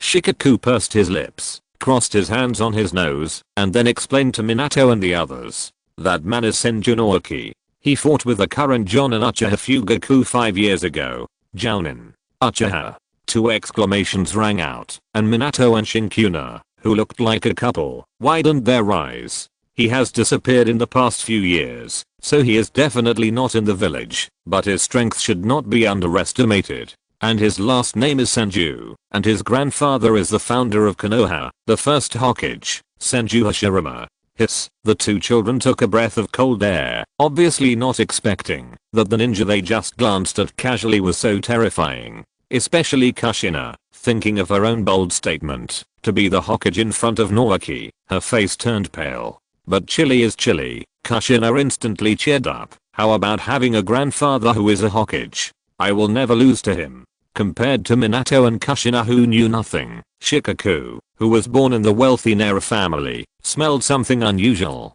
This person is going back to the village now. It seems that something very interesting will happen soon. When Naoki returned home, just when he was thinking about how to deal with the upcoming Second Ninja World War, he received another notification that drove him crazy. Gathering tomorrow. Will I be assigned to guide a Jonin? Naoki's face turned green. He was just thinking about the Second Ninja World War. Now he is back to guiding a Jonin in a blink of an eye. It's not that Naoki looks down on guiding a Jonin, but he doesn't need it at all now. And this must be arranged by the principal, the third Hokage, but he must know his approximate strength. Does he really want to use himself as a Jonin? Go. Help find a kitten? There is still one chapter before midnight in the evening. Please recommend and collect it. The author is very panicked now and feels that he has failed. If you're listening to this novel on a channel other than Fanfic World, it means they downloaded and uploaded it without effort. We cordially invite you to visit our channel, Mundo Fanfic Novelos. There you'll find the original version of this story and you can explore many other novels of various genres. We're waiting for you to immerse yourself in a world of incredible novels. Chapter 35. The Second Ninja World War breaks out. Naoki was very unhappy and told Tsunade that he still had to instruct the Jonin, but Tsunade didn't care at all. That's not a problem. You are a Genin now. But, okay, come and eat. Today I made the dishes to celebrate Naoki becoming a Jonin. Sister, let me do the cooking next time. In the evening, Orochimaru also came to visit and brought a gift. You have used the sword before for a long time. This is a new sword. Naoki was overjoyed and quickly drew out the long sword. There was a cool sound of the sword, and a long sword with cold light appeared in Naoki's hand. Also, be prepared. You students may be sent to perform some dangerous tasks. Naoki frowned. If Orochimaru said it was dangerous, it would definitely not be easy. But we just graduated, right? This batch of genin is just cannon fodder. No, they are not even cannon fodder. Orochimaru did not refute, but looked at Tsunade. That's right, but the war is getting closer and closer to us. Konoha needs you to grow up quickly, at all costs. Rope Tree knew that this must be the decision of Konoha's top leaders. They use the method of raising Gu to select at least qualified combat forces to send to the battlefield to improve Konoha's chances of winning war. Even in the world of ninja, where personal heroism is extremely important, is essentially a competition of resources. As for tactics, it is nothing more than a large number of people against a small number of people. No matter in which world, the only way to win the war is to bite the elephant with a large number of ants. But Rope Tree was still a little unwilling to send him a guiding Jonin right away. After all, 5 years have passed, and Rope Tree only believes that Orochimaru is his teacher. A burst of rapid alarm suddenly sounded, and Orochimaru and Tsunade's faces changed drastically. Rope Tree looked at the two in confusion. What's wrong? Tsunade quickly put on a suit of armor, with an unprecedented solemn expression. This is an emergency call for the Jonin of Konoha, the highest level. Rope Tree also looked at the Hokage building in shock. All the Jonin of Konoha are assembled. This kind of thing will never happen, unless there is a super big event like the death of the Hokage or the invasion of the Ninetales. But with the third generation now in its prime and the Ninetales staying in Kushina's body, there is only one possibility. The war has broken out. The Rain Ninja Village declares war on the Iron Country. The Rain Ninja Village declares war on the Sand Village. The Rain Ninja Village declares war on Konoha. The Sand Village declares war on Konoha. Within a day, all the information was transmitted from the front line, and the entire Konoha was on alert. Rope Tree also began to look at a map of the ninja world. Hanzo Salamander is not a fool. He declared war on 3 ninja villages at the same time. It is very likely that he released a smoker screen. First of all, the Iron Country has very rich iron ore, which is an absolute strategic resource. What's more, most of the people in the Iron Country are samurai, and they have no power to fight back against the elite rain ninja. Not to mention that Hands of the Salamander has the powerful weapon of poison gas. The Iron Country is undoubtedly the easiest persimmon to squeeze. The Sand Village has the 3rd generation of Kazakage, who is known as the strongest Kazakage, and a puppet master like Jiraiya, whose combat power should not be underestimated. Finally, let's look at Konoha. Although it is not as good as when the 2nd generation Hokage was there are the 3rd generation Hokage Sarutobi Hiruzen, the patriarch of the Uchiha clan, Uchiha, and perhaps Voldemort Danzo. Not to mention that Konoha now has the pillars of the 3 ninjas, which can be said to be the strongest of the parties. However, due to the geographical location, Konoha will definitely not send out all its combat power. Although the Cloud Village and the Rock Village were crippled by the 2nd generation in the First Ninja World War, they are all staring at Konoha with a covetous eye. Once Konoha falls into a disadvantage, they will definitely bite off a few pieces of Konoha like hungry wolves. Combining the memories of his previous life, Rope Tree probably guessed the strategies of the Rain Village and the Sand Village. The wood industry will certainly dispatch the strongest combat force it can to the front line, but in order to prevent other ninja villages from stabbing in the back, it will definitely not start the war first. This will give the Rain Village time. They can safely annex the Iron Country, and after replenishing their blood, they will turn around and attack Konoha with the Sand Village. What? Didn't the Rain Village also declare war on the Sand Village? But these 2 families have no war losses at all. Except for the battle between Hanzo and Jiraiya, there is basically no record of the 2 major ninja villages fighting. So Rope Tree speculated that the Rain Village and the Sand Village were mostly acting to paralyze Konoha. After all, the Sand Country is so poor, even if Hanzo won, he would not get any benefits. As long as he is still a normal person, it is impossible for him to fight the Sand Village. Rope Tree wrote his speculation into a report and handed it directly to Orochimaru. After all, he was just a small genin, and it was not his turn to make decisions on such strategic matters. But it was different when it came to Orochimaru. No one would underestimate a powerful ninja who was known for his calmness, especially when this powerful ninja was the disciple of the Hokage. Orochimaru was also very surprised after seeing the report. He understood the value of this report. Once it was confirmed that this report was true, then this war was like a perspective cheat in the eyes of Konoha. Apart from other things, when the Rain Ninja went to the Iron Country, Konoha directly destroyed the Rain Ninja village. Not to mention Hands of the Salamander. Even Hands of Otsutsuki would be powerless to save the situation. Orochimaru trusted Naoki very much. After 5 years of getting along, he had already noticed the differences of Naoki, but between the master and the apprentice, this kind of unspeakable tacit understanding was still needed. So Orochimaru quickly submitted the report, and this report directly set off a huge wave among the top leaders of Konoha. If this report is true, it can indeed defeat the Rain Ninja quickly, and then the Sand Village will not be a concern. But if it is false, Orochimaru, have you ever considered the consequences? Danzo looked at Orochimaru with sharp eyes. If this report is false, the Rain Ninja village with Hands of the Salamander sitting in it, unless the Hokage leads the team in person, who will go to sleep.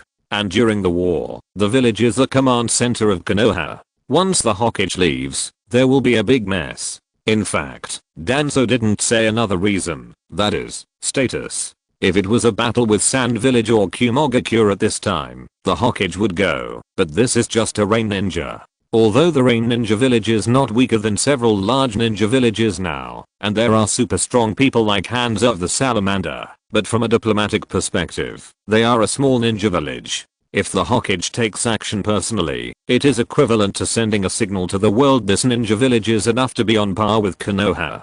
This is probably one of the reasons why Hanzo dared to confuse Konoha. He was betting on Konoha's hypocritical pride. What? You said Uchiha. If the Uchiha had been obedient, they wouldn't have been exterminated. I'm begging for your recommendation votes and collections. Thank you readers. Thank you Ruomi for the reward. Chapter 36 heading to the front.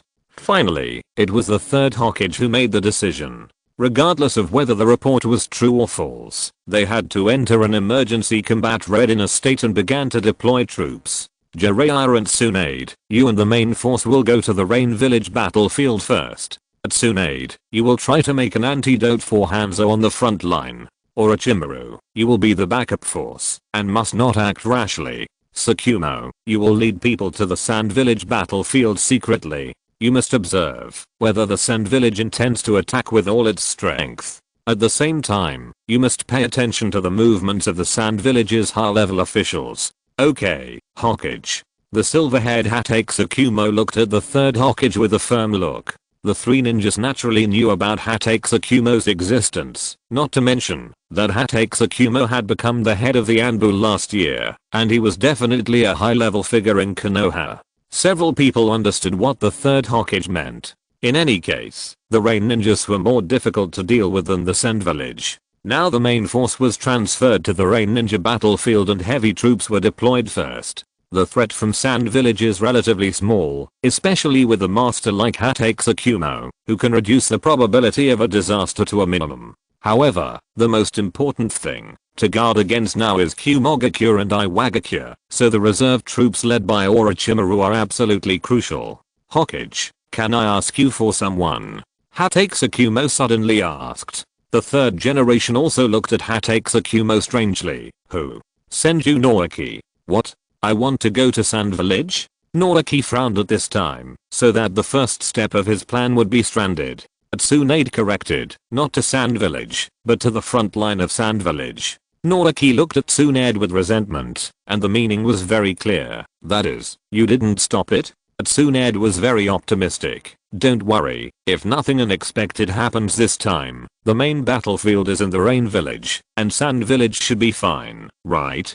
Naoki couldn't help but stroke his forehead with his hand, and it seemed that Tsunade was paying attention to this. Indeed, the focus of the Second Ninja World War in the original work was on the Rain Village, but that doesn't mean that the Sand Village is just sitting there doing nothing.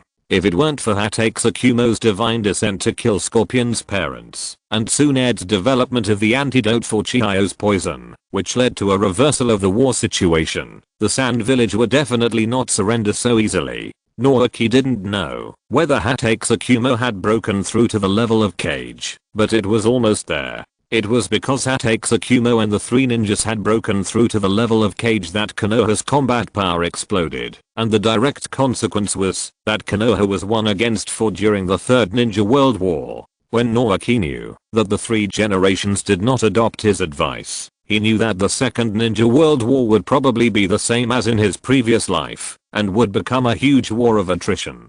Once the Rain Ninja annexed the Iron Country, the strategic significance was basically equivalent to the Little Mustache taking down the White Flag Country, which meant that the Rain Ninja would officially have the strength to wrestle with Konoha. And if they couldn't take down the fainted Rain Ninja in a short time, the old friends who were eyeing them would definitely not mind giving Konoha a blow. But what made Naoki depressed was that he couldn't rush to the Rain Ninja battlefield, which made him begin to feel irritable. He felt that there were uncontrollable factors in the first step of his plan, and Naoki's plan was to pick peaches. That's right, Naoki has been thinking about how to take the last step, Sage, since he came to the ninja world. After thinking about it, he also listed several plans. The one with the lowest cost and the most gains is to seize Nagato's Samsurai. Nagato's Samsurai originally came from Uchiha Madara, and Madara's Samsurai was opened because of the transplantation of the cells of the first generation, forming the power of all things and opening the Samsurai. Once Naoki got Madara's Samsurai, when Nagato was young, he had the blessing of wood release chakra, and his physique was not inferior to that of the Uzumaki clan. It is very likely that he will succeed in the transplant. After that, it will be simple. He will follow the old path of Madara and become the Ten-Tails Jinchuriki after capturing the tailed beast and becoming a sage. But there is a very serious problem in this case. That is, will Madara not give young Nagato a little protection? Apart from anything else, White Zetsu and even Black Zetsu would be monitoring Nagato, not to mention that Madara was still alive. Would he be able to resist a Madara who was furious and furious because his plan was destroyed? Although Madara was old and outdated now, he was still the strongest in the ninja world at this stage. Secondly, if Rope Tree did this, he would undoubtedly be exposed to Madara and Black Zetsu, and would directly change the plot of the future, and his advantage would no longer exist. In summary, this was the highest yielding and most difficult path that Rope Tree could think of. The high yield was, because as long as he could safely get the Samurai, the rest of the way would basically be smooth sailing, and the greatest difficulty was, that he might meet an angry Uchiha Madara. The second Ninja World War was undoubtedly the best opportunity, because Nagato was growing too fast. Once he summoned the Outer Path Demon statue, Rope Tree would have to reach the level of the first generation, to say that he could suppress Nagato. It was probably also within Madara's plan, and he had to wait until Nagato became a strong man before he died with peace of mind. Originally, Noace's plan was that the three ninjas were all in the Rain Ninja battlefield, and it would only take a few words to transfer him over. He would then find an opportunity to see if he could take action. But who would have thought that Hatake Tsukumo would transfer him away directly? But the second Ninja World War is a protracted war after all, and there will be opportunities in the future. Noise was still a little unwilling to give up. He still had some gambler mentality at this time. Perhaps this was inherited from the Senju family? If the first plan cannot succeed, then we must prepare the following plans as soon as possible. Of course, Noise didn't need to hang himself on a tree. He could try a few more trees. Anyway, he still had plenty of time. After receiving the transfer order, Noise was no longer just a ninja, but a soldier. Noise came to the reporting team the next day wearing a heavy armor of the Shiki clan. Hatake Tsukumo's team was not large, only 30 people, but judging from the murderer Sora on them, it was definitely an elite team. And the others didn't seem to expect that there would be a genin on this mission, and they also looked at Noise with strange eyes. Could this brat be a relative of Lord Tsukumo? If a genin goes on a mission with us, he's a complete burden. I hope he won't be assigned to the same group as me, otherwise I can't bear to see such a little genin die in front of me. Hehe. There were malicious discussions all around, and no one was carrying Naoki on his back. The leader, Hatake Tsukumo, never even looked at Naoki from beginning to end. After counting enough people, he just waved his hand. Let's go. Thank you for Uomi's reward support. Thank you. Naoki's main storyline is finally out. For the goal, Alije. Chapter 37 Secret Mission. The team of 30 people is neither big nor small. On the way, Naoki roughly understood the team structure. In addition to Hatake Tsukumo as the captain of this team, there are 3 jonins under him, a Burain Hiji, Hyuga Haku and a female jonin, Gekko Shizuka. From this, we can see that the real high-level combat power of Konoha is still the ninjas of these wealthy families. And Naoki feels that this team is a bit interesting. The insect control technique of the Aburain clan has led to the fact that all of them are Oldian walls. Hyuga Haku is not to mention. Although it is a branch of the Hyuga clan, the exploration ability of the White Eyes is still a big killer on the battlefield. As for Gekko Shizuka, yes, it is a Gekko of the kidney deficiency man Gekko Hate. If nothing unexpected happens, it should be a ninja who has mastered the transparent escape. In addition to White Fang, the head of the Anbu who is good at hiding in the shadows, this team does not look like they are going to fight, but rather to lurk. Oh my. Hatake Tsukumo will not really take his team to Sand Village? That's simply sending food. Or is it that Konoha White Fang is really skilled and daring? Hatake Tsukumo also asked everyone to rush to the front line as fast as possible. Basically, they ate soldier pills when they were hungry and drank stream water when they were thirsty. They were running until they died. Some people in the team wanted to laugh at Naoki, but Naoki's speed and armor was not inferior to that of the large army, which made some people in the team re-examine Naoki.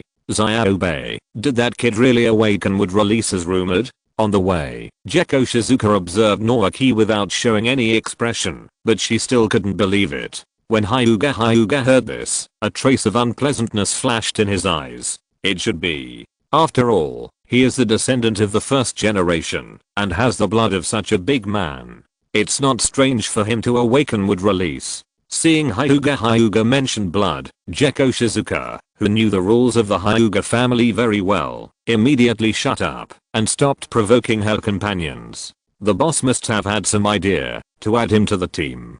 Don't worry about him. It's better to rest and recover your strength instead of wasting time. Orochimaru blamed the two of them indifferently and then looked back at Naoki, who happened to meet Naoki's eyes. Naoki also stared at Orochimaru without any hesitation and even wanted to weigh the other person's weight. Heh. Orochimaru immediately retracted his gaze and concentrated on the road. The group saw the border of the Land of Fire in just 4 days at a speed close to the limit. The border at this time was no longer as peaceful as when Naoki returned. A large group of people were guarding and patrolling, and checkpoints were set up, with one person every 10 meters, and one sentry every 50 meters, which was extremely strict. Naoki praised Konoha's mobilization ability in his heart. Not surprisingly, there were also such checkpoints on the borders in other directions. On the one hand, this is a good thing, as it can know the enemy's movements at the first time, but on the other hand, this is Konoha's shortcoming.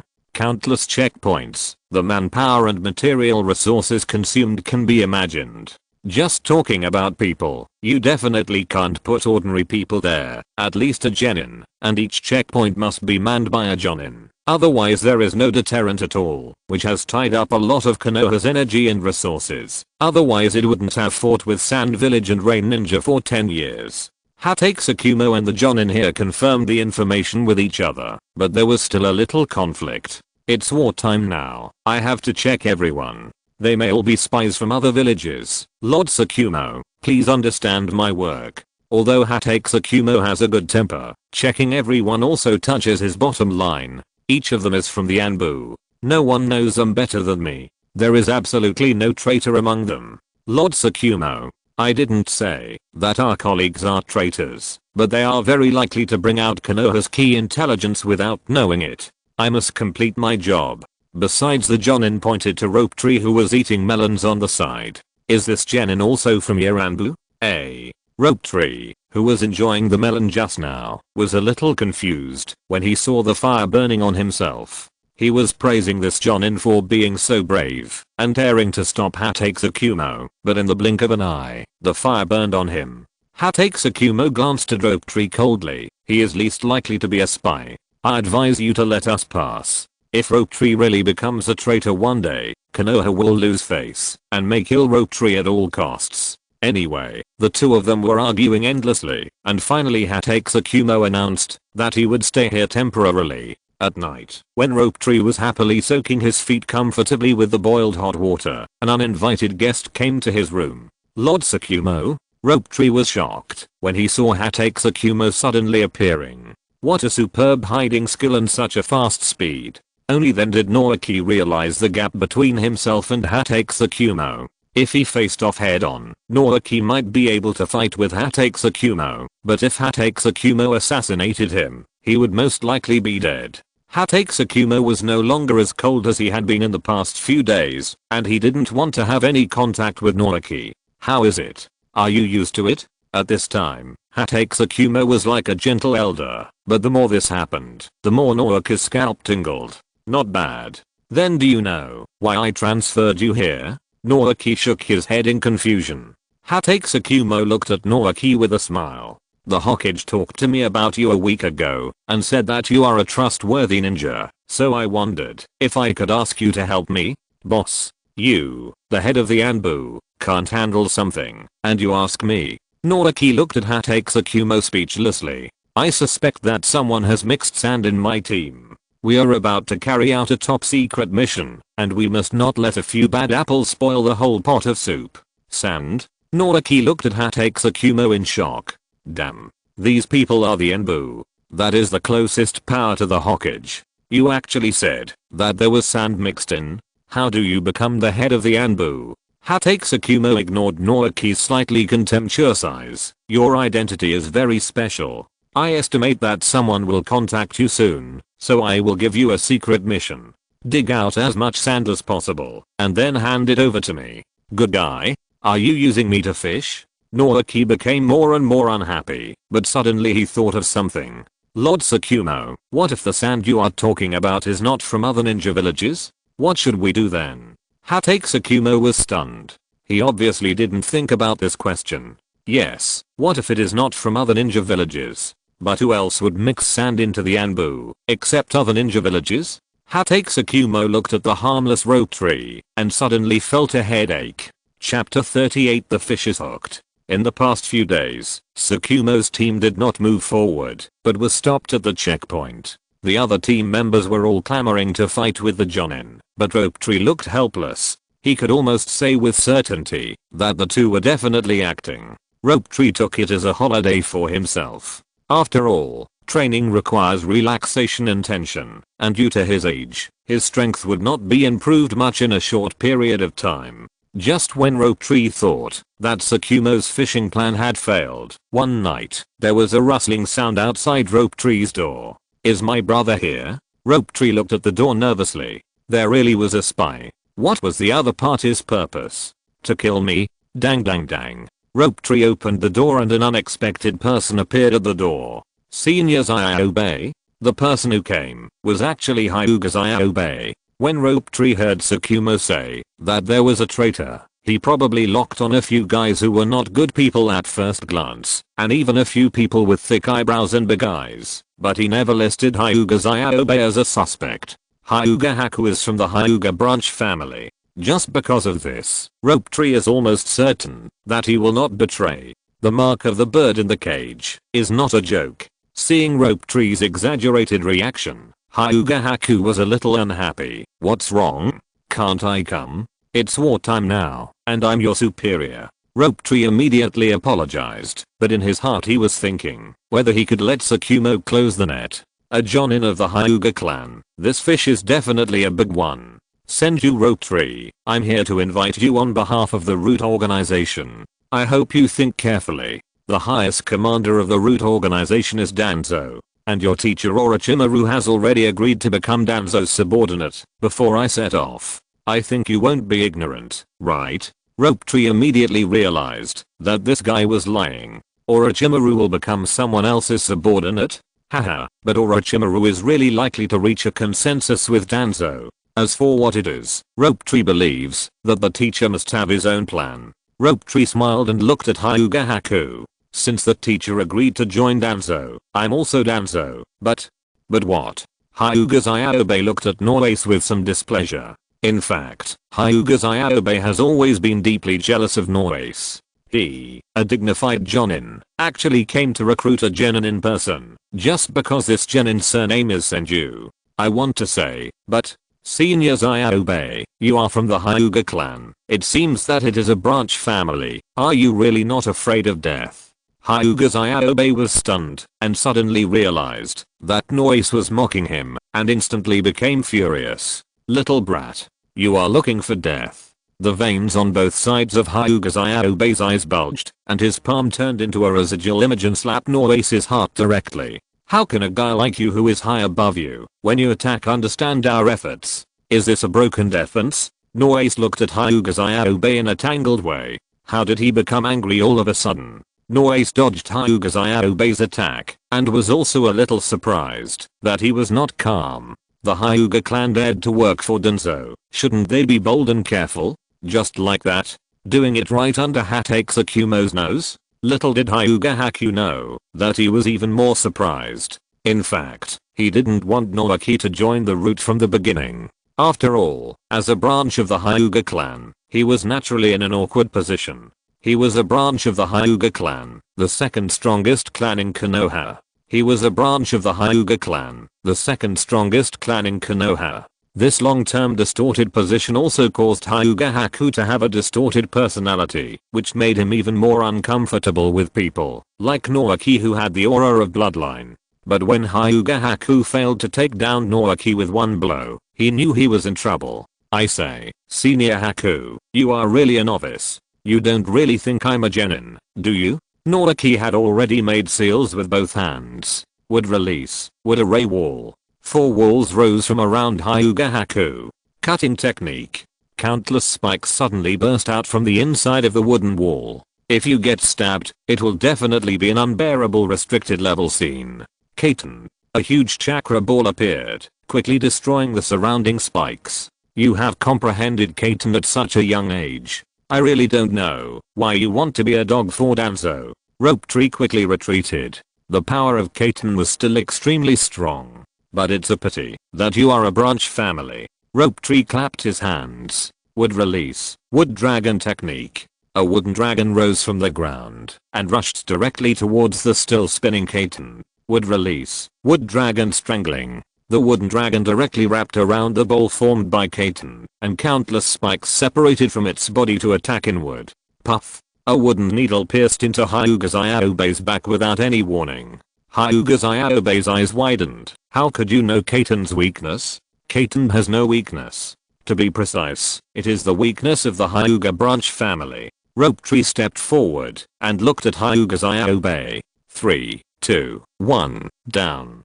Hyuga Zyuobe's face turned pale at this time. His body kept twitching and foam kept coming out of his mouth. It was obviously poisoned. Rope Tree had already developed this feature of wood release, which is in the same vein as the poison powder in the Flower Tree World Advent, and is basically a killer weapon that kills with one blow. Rope Tree looked at Hyuga Zyuobe's eyes with some regret. It would be great if you were the Hyuga clan, then my Samurai plan could be implemented. Of course, if you were the Hyuga clan, I wouldn't be able to beat you. What a pity. The Samurai plan that Rope Tree mentioned was his second plan. As a super pupil technique that is not inferior to the Samurai, Rope Tree has always listed it as the second plan, but the Samurai is not like the Samurai that has been tested in practice, and the difficulty of obtaining it is greatly increased.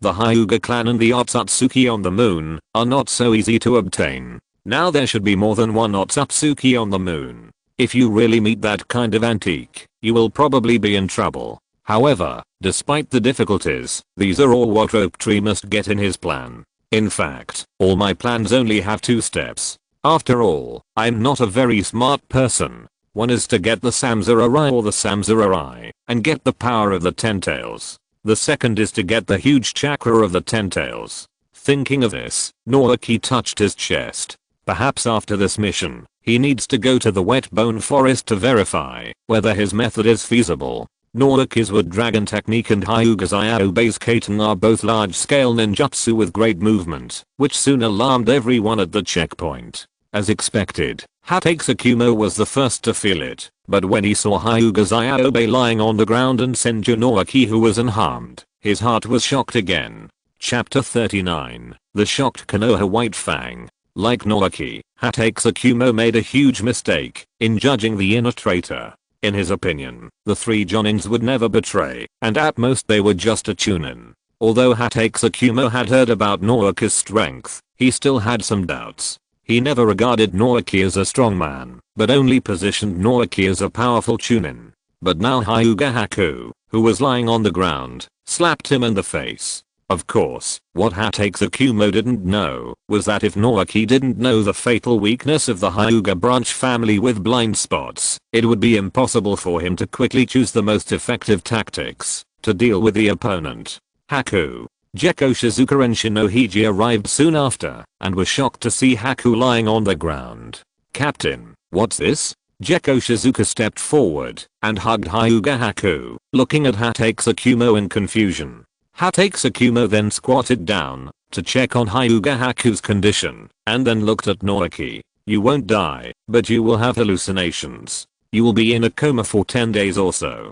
This Rope Tree did not lie. The poison produced by wood release is not like the poisonous mist that can kill people like Hands of the Salamander. It is more like an anesthetic that can make people fall into a coma. Asshole, what did you do to Zyuobe? Gekko Shizuka looked at Rope Tree angrily, as if she wanted to tear him apart. Rope Tree was helpless.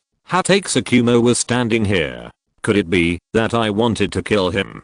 Shizuka, Hiji, you guys go out first. I have something to say to Rope Tree. Captain, get out. Hatake Tsukumo became stern.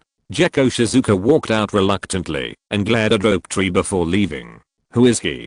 Danzo, from the route. It seems that I guessed right. Rope Tree walked over and took off Hyuga Zyuobe's forehead protector, and a caged bird mark appeared. You guys are really going fishing. The fish this time is a bit big. It will be difficult for Hokage-sama. Hatake Tsukumo gave a bitter smile. It will definitely be difficult. He never dreamed that he would involve the Hyuga clan and Danzo. No matter what, I will tell the truth to Hokage-sama. Zyuobe can't be considered a traitor now, at most. Alas. Even though Hatake Tsukumo was the head of Konoha Ranbu, he was in a dilemma at the moment. It depends on what Hokage-sama plans to do. If he doesn't want to fall out with Danzo, then it's best to hand this guy over to the Hyuga clan to deal with. The Hokage can pretend to be completely unaware, and Hokage-sama can just give Danzo a warning. Rope Tree looked at the tangled Hatake Tsukumo and couldn't help but give him some advice. But Rope Tree looked at Hatake Tsukumo with contempt. Don't be so fussy. There's no need to air family disgrace. What's more, if you really hand this guy over to the Hokage with great fanfare, how will you explain it to your subordinates? What's more, the Hokage may not be willing to take over this hot guy. If you ask me, you should write a letter to the head of the Hyuga family and ask them to send someone to take this guy away. This will not only do a favor to the Hyuga family, but also save trouble for the top management. Don't you think so, Lord Tsukumo? Hatake Tsukumo continued to smile bitterly. He didn't expect that someone as decisive as himself would be accused of being fussy one day. However, Hatake Tsukumo was not a fool. He quickly figured out the key. Perhaps the method Rope Tree said was really the best way to solve the problem. Hatake Tsukumo also wrote a letter to the Hyuga side according to Rope Tree's words to explain the situation. The Hyuga side also responded quickly and immediately sent 2 Jonin to take Hyuga Zyuobe away. But it's a pity for Naoki. Although this is the best solution, Naoki also has his own plans. This kind of betrayal of the family may make the Hyuga family angry and send someone from the main family. Wouldn't he have a chance? But unfortunately, the Hyuga clan is so cautious that they sent someone from the branch family. When the 3rd generation learned the whole story, as expected, the 3rd generation did not cause trouble for Danzo, nor did he praise Hatake Tsukumo. In this way, the ambiguous attitude of the 3rd generation is intriguing. But this has nothing to do with Naoki, a spectator. That is the game of the big guys, and he has been a little annoyed recently. Hatake Tsukumo had nothing to do and dragged him to fight. At first, Naoki refused without hesitation, but he couldn't stand Hatake Tsukumo's persistence, so he secretly went to a place with Hatake Tsukumo to compete. The first time, as expected, Hatake Tsukumo put the knife named White Fang on his neck within 3 moves. Lord Tsukumo, you are now a quasi-cage level strongman. I'm not even a Jonin. Are you bullying me? Hatake Tsukumo put down the knife awkwardly. I'm sorry, I saw you defeated Zyuobe in just a few moves, and I thought you must be very strong now. Naoki was helpless. Then I will fight you with half of my strength. Is that okay? Soon, Naoki understood why Hatake Tsukumo was called Konoha White Fang. Fast. Too fast. Hatake style swordsmanship is completely born for assassination. Simple, efficient, direct, without any drag. It is a swordsmanship that exists completely for killing. And this is only half of Hatake Tsukumo's speed. No, there's no way to fight against someone who's fast. Naoki was also a little sad. As a ninjutsu type ninja, before he developed wood style to the point where he could release AoE like Tree World Advent, he really had no good way to deal with a speed type ninja like Hatake Tsukumo. Hatake Tsukumo was amazed at Naoki's wood style. Even without considering the improvement of the body and chakra by the awakening of wood style, the wood style itself was difficult to deal with. Among ninjas of the same level, once caught by wood style, it's basically a dead end. This was Tsukumo's most objective evaluation of wood style. Naoki, your wood style is well developed, but you still have to practice more physical skills. Hatake Tsukumo reminded Naoki seriously. After reaching the level of Jonin, further improvement is no longer a simple increase in chakra or an increase in combat skills, but a comprehensive lack of weaknesses. Now it was Naoki's turn to be surprised. This was the first time someone told him about the promotion after Jonin. Yes, if you think about it carefully, the serious cage level masters in Naruto will have no big loopholes, they just specialize in different directions. In comparison, the 2 major obstacles in the future, one is due to the comprehensive improvement of the Ninetales and Sage mode, and the other is due to the opening of the main Jiki, which is somewhat unreasonable. Tsukumo patted Naoki on the shoulder. Although you are still young, I don't want you to be obsessed with your powerful bloodline limit. Occasionally change your thinking. Maybe you will have different insights. Tsukumo is the one who is most likely to become a Kage level master at this stage, and his advice is still very pertinent, which also gave Naoki some different ideas. Chapter 40. Infiltrating the Land of Sand. When Naoki followed Orochimaru, he was devoted to the development of wood release. He only dabbled in illusion and physical skills. This certainly made Naoki strong quickly, but it also made him miss some beautiful scenery. Okay, Lord Tsukumo, I will try. Tsukumo nodded with satisfaction. A young man can be taught. Tomorrow we will officially start the mission, but now we are missing a leading jonin. How about you come? Naoki refused. I'm a genin. There is no high or low position on the battlefield, only strong or weak. You are the strongest among us, except Shizuka and Iji. Do you think your subordinates will listen to me? I just sent away the superior who has been with them day and night. Tsukumo also had a headache. Lord Tsukumo, what is our mission this time? It can't be a battle, right? Well, actually, the main purpose of my coming here this time is to get information about the Sand Village and see if they are really ready to fight us. Definitely not. Naoki complained in his heart with a blank expression. I've already said that Sand Village is playing us. They are just waiting for the Rain Ninja to defeat the Iron Country and then join forces with the Rain Ninja to attack Konoha. Naoki felt the importance of his position more and more. Even if he asked Orochimaru to report, it would not work. If I were the Hokage. This unprecedented thought suddenly popped up in Naoki's mind, and Naoki suddenly felt that his whole body was cheering. Could it be the original Naoki's memory? Naoki was a little entangled. He had never planned to become a Hokage. After all, there was no psychological burden for him to do many things by himself. But what if there really is such a day? Naoki shook his head and threw these things behind his mind. Lord Tsukumo, I want to apply for a solo action. It should be more convenient to collect intelligence with fewer people. No.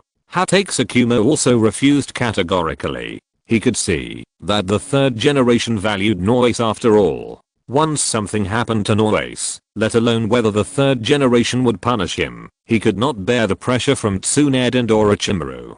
Don't worry, Master Tsukumo. As long as I don't encounter a large force from the Sand Village or a master like the Kazakage, I will have no problem escaping. And who knows if there are other traitors among that group of people.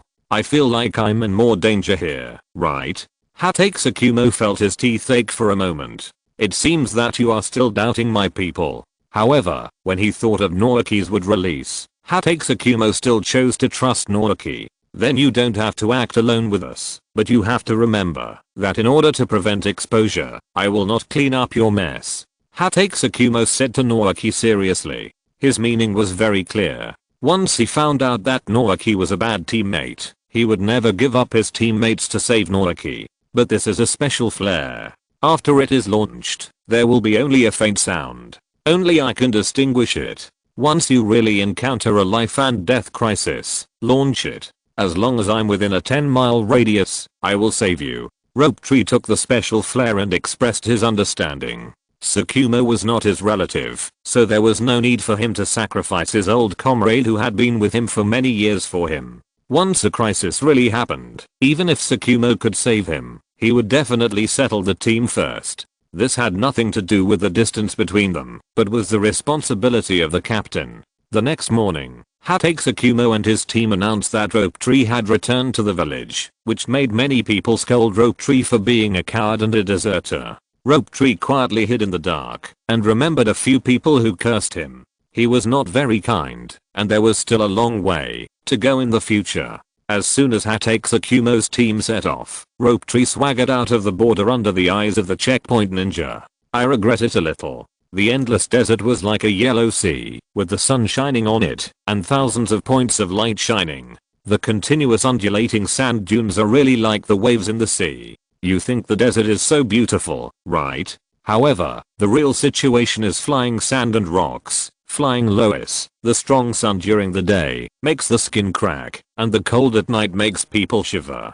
And Rope Tree, who had already taken off his armor, put on the gauze clothes unique to the Kingdom of Wind. Rope Tree and Orochimaru also came to the Kingdom of Wind 3 years ago. At that time, it felt that this was a broken place. Now the Kingdom of Wind is more and more desolate. It may be due to the war. The towns in the Kingdom of Wind have become a little deserted. When I came with Orochimaru 3 years ago, I ate meat and drank milk tea with big mouthfuls. Now there are not many restaurants open. But Rope Tree also understands that, although the Kingdom of Wind is so big, 80% of the land is desert, and the supplies are pitifully scarce. Once it is really decided to start a war, it must be a gamble with the whole country's strength. But the luck of Tsunade seemed to be a little off, as they had never won a war. However, Rope Tree also knew that he was not here to experience the customs and practices of the Kingdom of Wind, but to gather intelligence. The problem was that the restaurants and bars, where intelligence could be gathered,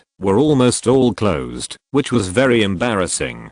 Fortunately, there was always a way out. Rope Tree discovered that a large number of transport troops or small-scale private caravans were all rushing in one direction. "Uncle, where should this batch of goods be sent?" Rope Tree asked a beer-bellied uncle who looked a little silly. "Of course it's the front line. Alas, the war is about to start again, and in the end, it's us ordinary people who will be hurt." The uncle seemed to be a man with a lot of stories. Not only did he speak philosophical words, but his eyes were also full of melancholy. Of course, Rope Tree had no time to understand the uncle's philosophy and continued to ask, "Then uncle, we are going to war with two countries. Do we have to send supplies?" "That's not the case. It's strange. Konoha is obviously stronger, but most of our supplies are required to be transported to the Eastern Front." Rope Tree was suddenly shocked when he heard this. No, according to his own guess, Sand Village must have joined forces with Rain Ninja. But the current situation is that Sand Village is transporting supplies to the battlefield in the east to fight with Rain Ninja. Is this also a show for Konoha to see? The price is a bit too high. You know, supplies are not people. Without the bug level space ninjutsu like Obito, it is difficult for ninjas now to transfer large quantities of supplies. If Sand Village really wants to confuse Konoha, it means that they may have mastered some technology that Konoha doesn't know. As for whether Sand Village will fight to the death with Rain Ninja, as long as one of the third Kazekage and Hanzo is clear-headed, he will never do such a stupid thing. Interesting. Rope Tree touched his chin. It seems that he came to the right place. Please collect and recommend. The author will try his best to write 2 more chapters tonight and strive for 10,000 words. I hope everyone supports me. Chapter 41. Can I encounter this? Shangshu made up his mind and suddenly looked at the uncle with a middle school mentality. "Uncle, I've decided. I will also help you deliver goods to the front line." The uncle showed an embarrassed expression. "Little friend, we appreciate your kindness, but your parents..."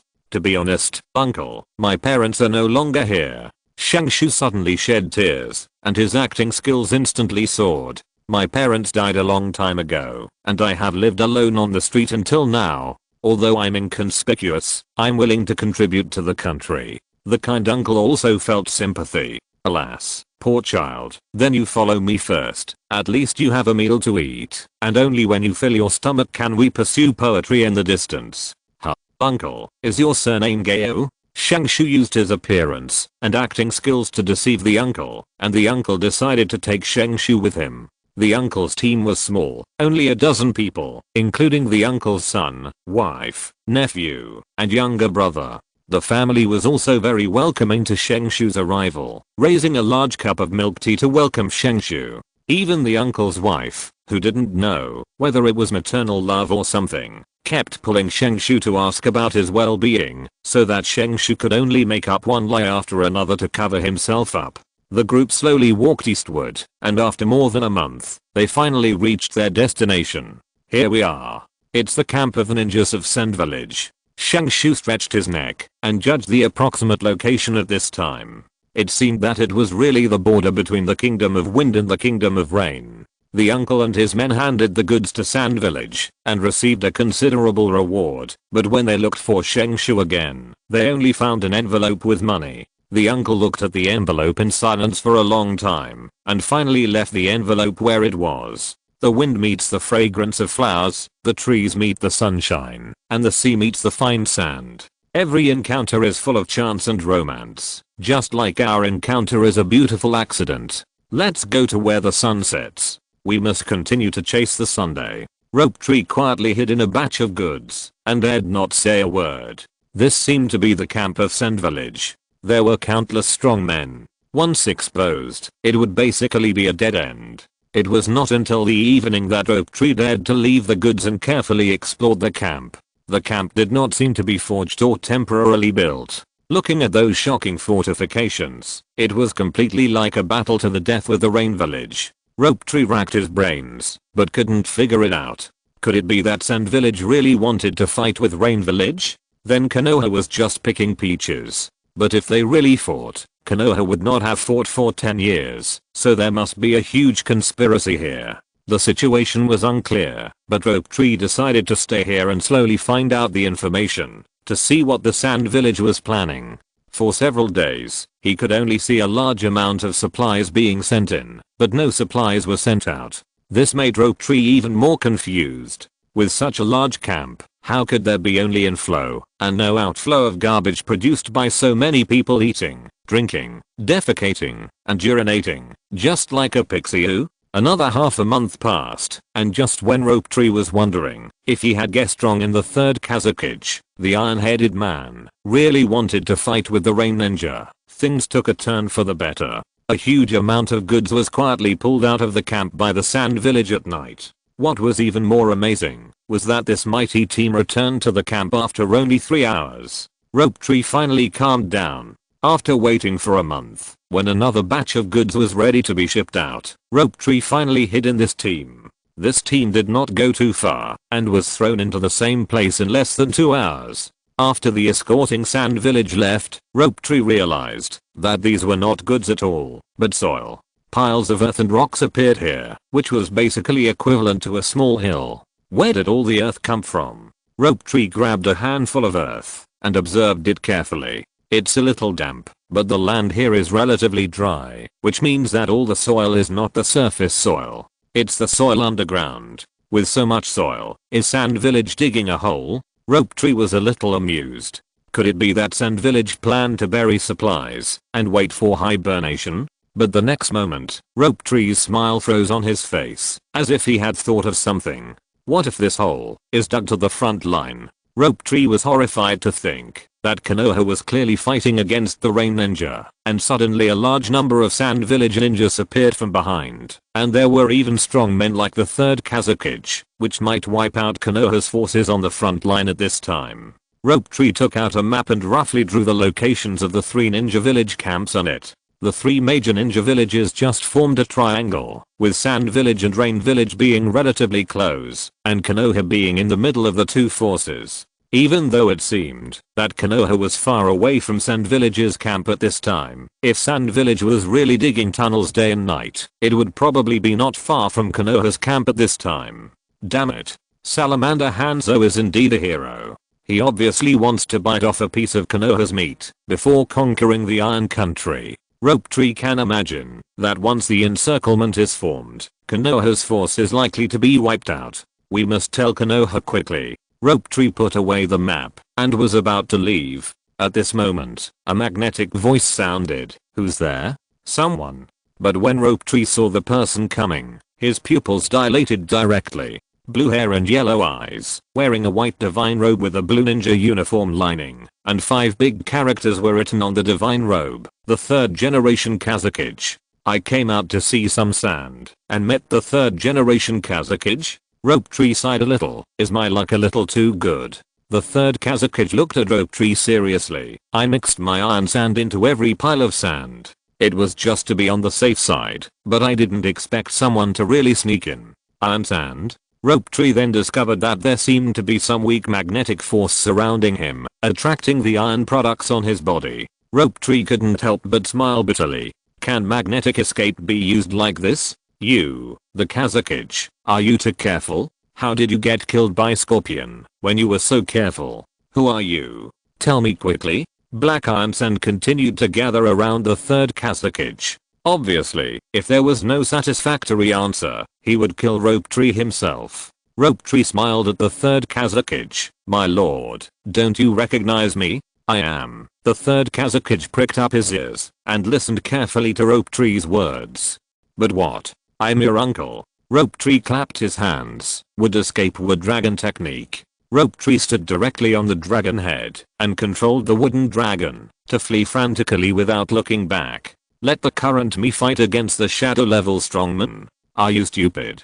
If you're listening to this novel on a channel other than Fanfic World, it means they downloaded and uploaded it without effort. We cordially invite you to visit our channel, Mundo Fanfic Novelos. There you'll find the original version of this story and you can explore many other novels of various genres. We're waiting for you to immerse yourself in a world of incredible novels.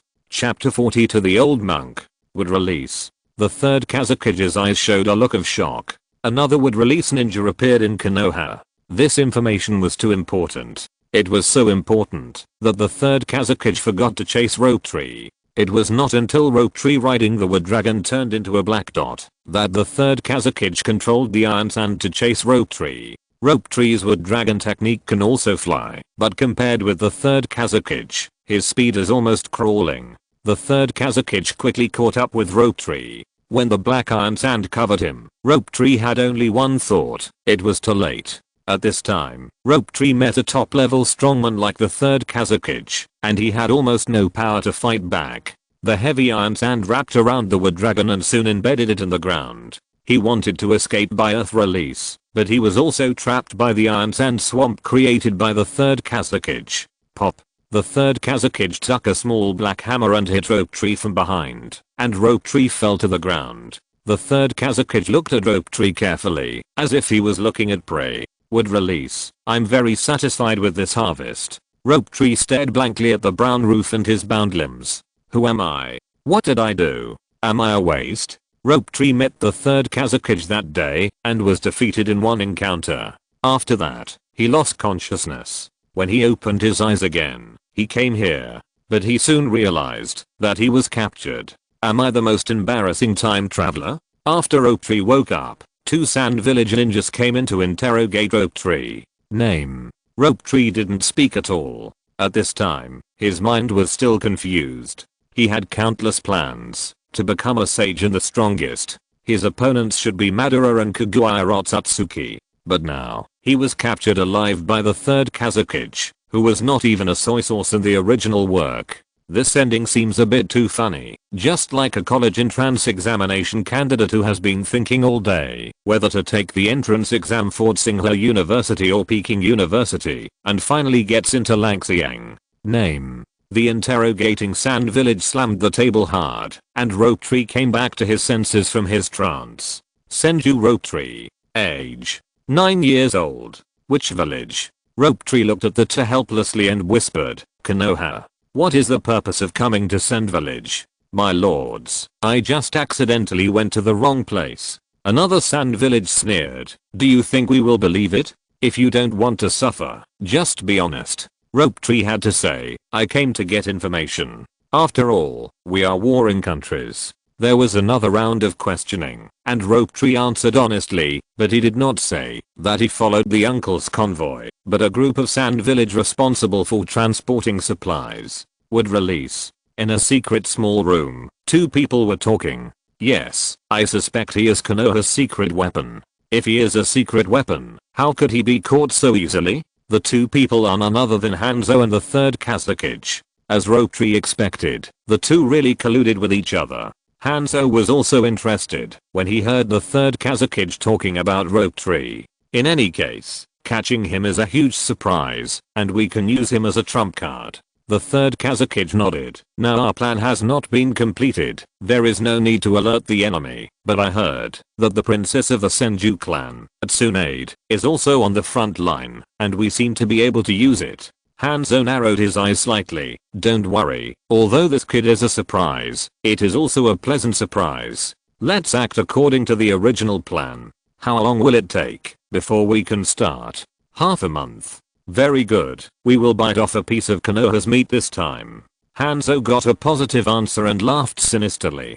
I will send Chiyo to the battlefield the day after tomorrow, and then I will leave it to you. Don't worry, I will play this big show for Konoha well." The honest performance of Naoki also made the interrogating sand ninja very satisfied, so they continued to keep Naoki in the cage. However, his cage was obviously not an ordinary cell. It was a huge and spacious room with rich daily food and clean drinking water. Naoki said that he had never enjoyed this scene in his life. Naoki certainly knew that he still had value. After a brief period of doubt in life, Naoki finally regained his fighting spirit. First of all, we must find out what the power here is, and where this is.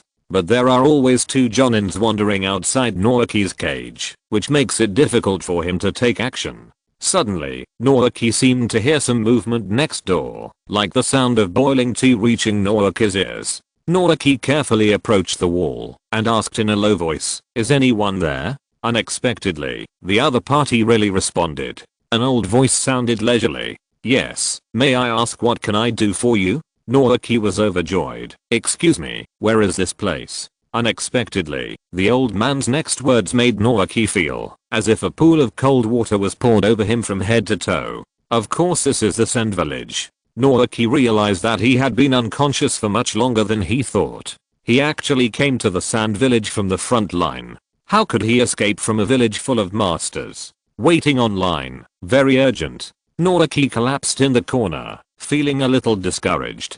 "Why are you sighing, benefactor? What injustice has happened to you?" Shangshu was somewhat helpless. "It's more than injustice. I guess my life will end here." The other side of the wall comforted him again. "When you are surrounded by mountains and rivers, you may think there is no way out, but there is another village with willows and flowers. It sounds like the benefactor is still a child, so why should he end his life so hastily?" Shangshu sneered. "Of course I don't want to die, but I'm a foreigner who was captured by the third generation Hokage himself. If he doesn't kill me now, I will die sooner or later." Shangshu suddenly thought of something and said to the neighbor next door, "Old man, are you also a prisoner?" The voice on the other side of the wall was still cheerful. "I'm just practicing. There is no other difference between here and outside." "Ha, old man, you are open-minded." After that, Shangshu lay on the ground with his legs spread out, looking at the roof with some lifeless eyes. Seeing that Shangshu no longer wanted to talk to him, the neighbor next door actually recited scriptures after a while.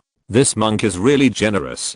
He even has the time to recite scriptures. Monk. Rope Tree sat up instantly, causing the guards to look at him sideways. Rope Tree's hands were shaking with excitement. Monk. A monk from Sand Village. A prisoner. Could it be him? If it was really him, Rope Tree looked at the chain on his hand, and a smile finally appeared in his eyes. "I think I know how to escape from here. Your support is really important to a new writer. Please support me, so that I have the motivation to continue writing.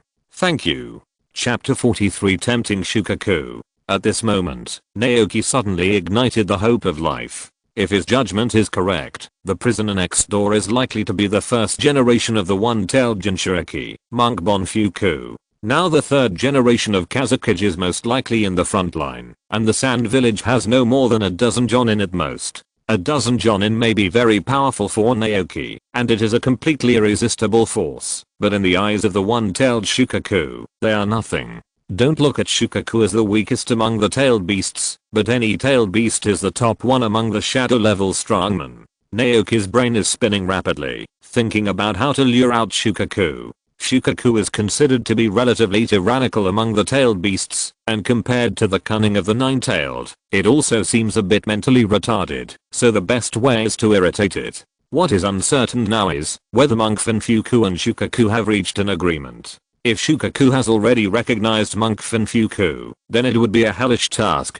After all, Finfuku was evaluated by Shukaku as having the same pure qualities as the Six Paths Sage. It was not until midnight that Rope Tree quietly leaned against the wall again. "Master? Master, are you asleep?" There was no response from the next door for a long time. Just when Rope Tree wanted to give up, a voice came from there. "What's the matter, young donor?"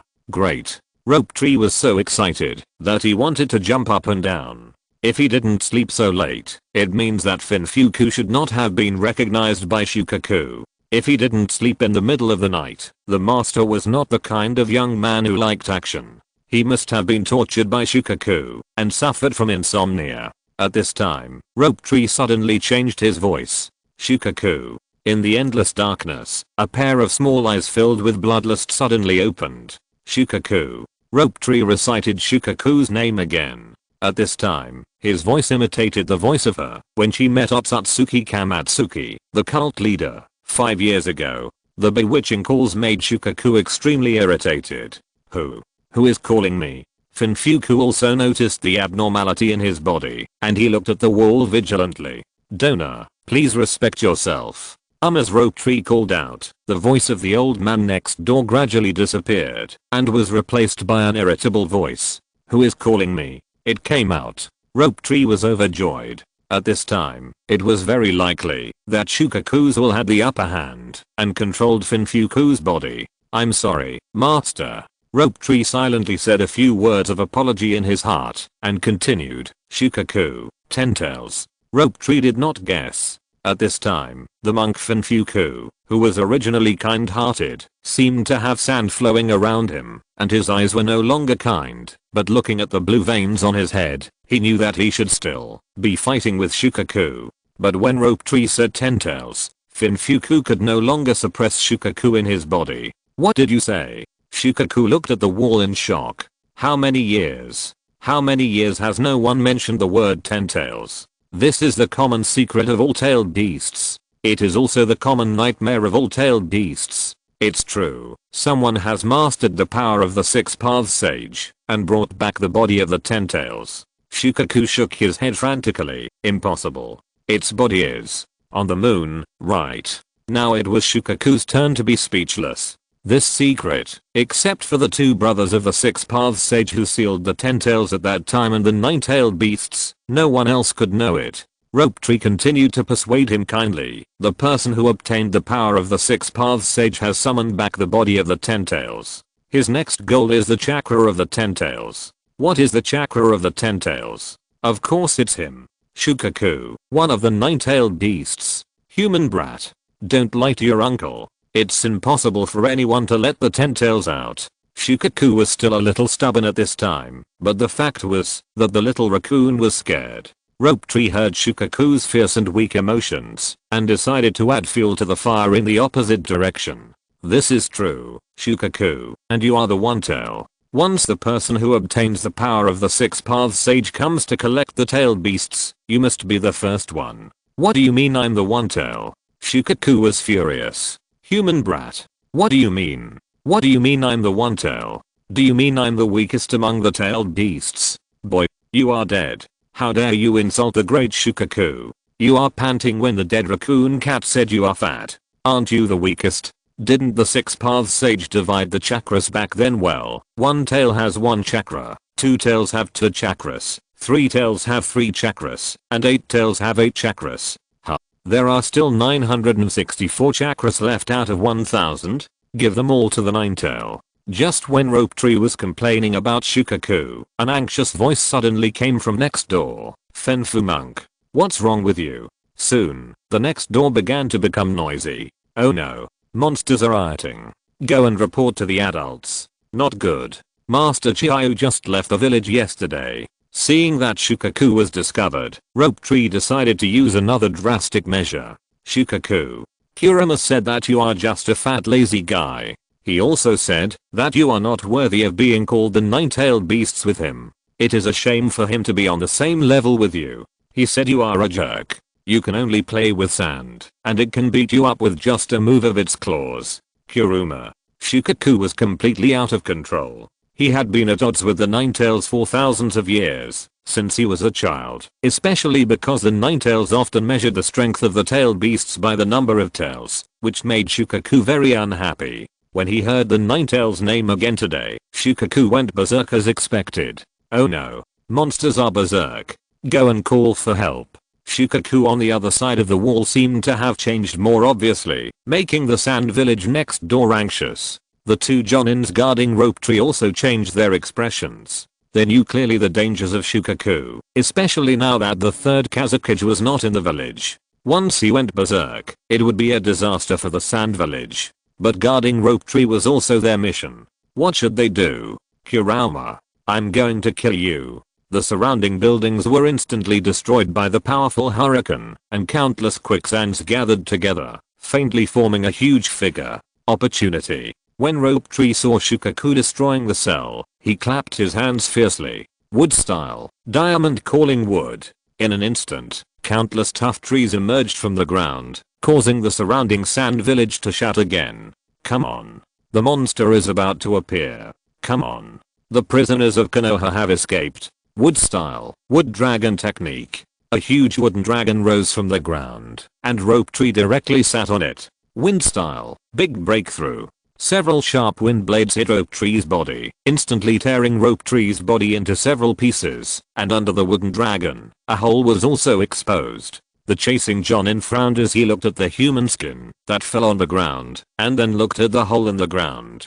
Damn it, did he escape using the substitution technique and earth escape technique? Under normal circumstances, even if Rope Tree escaped, it would not be difficult for the Sand Village Jonin to find Rope Tree, but at this moment, a huge monster was about to go berserk. The Sand Village Jonin gritted his teeth and finally gave up on catching Rope Tree, because his village was being threatened. Chapter 44, Run Away. Rookie Shukaku. Shukaku's huge body is gradually forming in the Sand Village. For a moment, the Sand Village was in tears, and all the ninjas gathered around Shukaku, trying to stop Shukaku from appearing. Wind style, storm technique.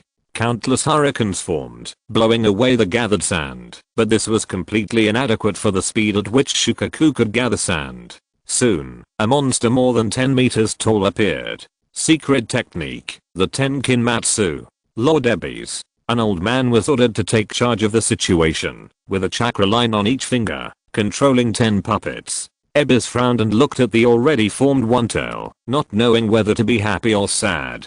Before leaving, Jiraiya left the puppet master's treasure, the Tenkinmatsu to Ebis. After all, at this time, the highest combat power of the Sand Village, the third Kazekage and Jiraiya were rushing to the battlefield. Once something happened in the village, it would be really over. So Ebis was also glad that Jiraiya left the Tenkinmatsu in the Sand Village, otherwise Shukaku would have no one to control. Ebis waved his 10 fingers, and the 10 people of Chikamatsu rushed towards Shukaku. We must protect the village, even if it costs our lives. This is the ninja way of our Sand Ninja. What did you say? The One Tail is rampaging? A ninja from Sand Village worked day and night to report the situation in the village to the third Kazekage.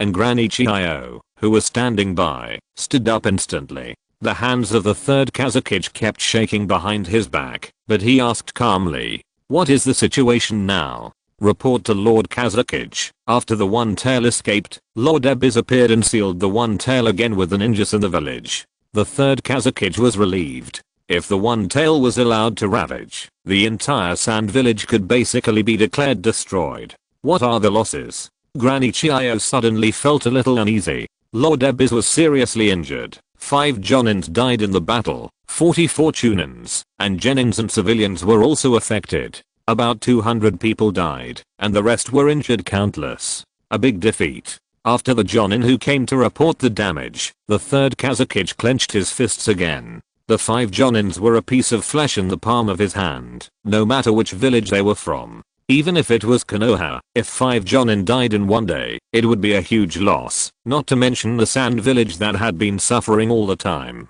What's more, there was the injury of Ebis. Ebis' strength was probably at the quasi-Kage level, and with the help of the Tenkinmatsu, he could also reach the level of Kage. At this time, his injury made the Sand Village lose another trump card, and Ebis controlled the intelligence organization of the Sand Village.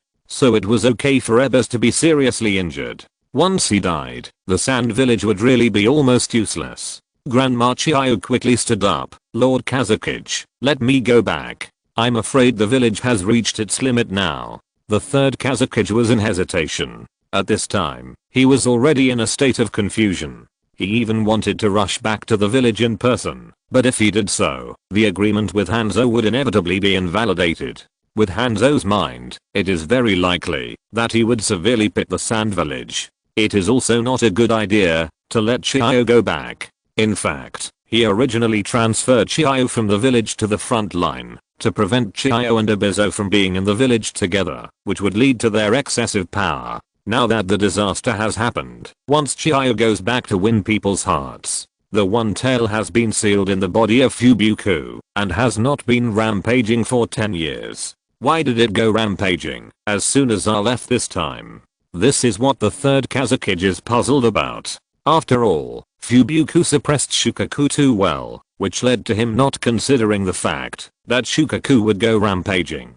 By the way, Lord Kazekage, the Konoha spy Senju Naoki that you caught before is also missing. Senju? The third Kazekage suddenly slammed the table hard and said angrily, I know. Chiyo looked at the third Kazekage with a puzzled look on his face. What's wrong? Did you understand? The third Kazekage analyzed with a serious face. I finally understand why I was able to catch that Senju rope tree so easily. Because at the beginning, he was caught by me on purpose. On purpose? That's right.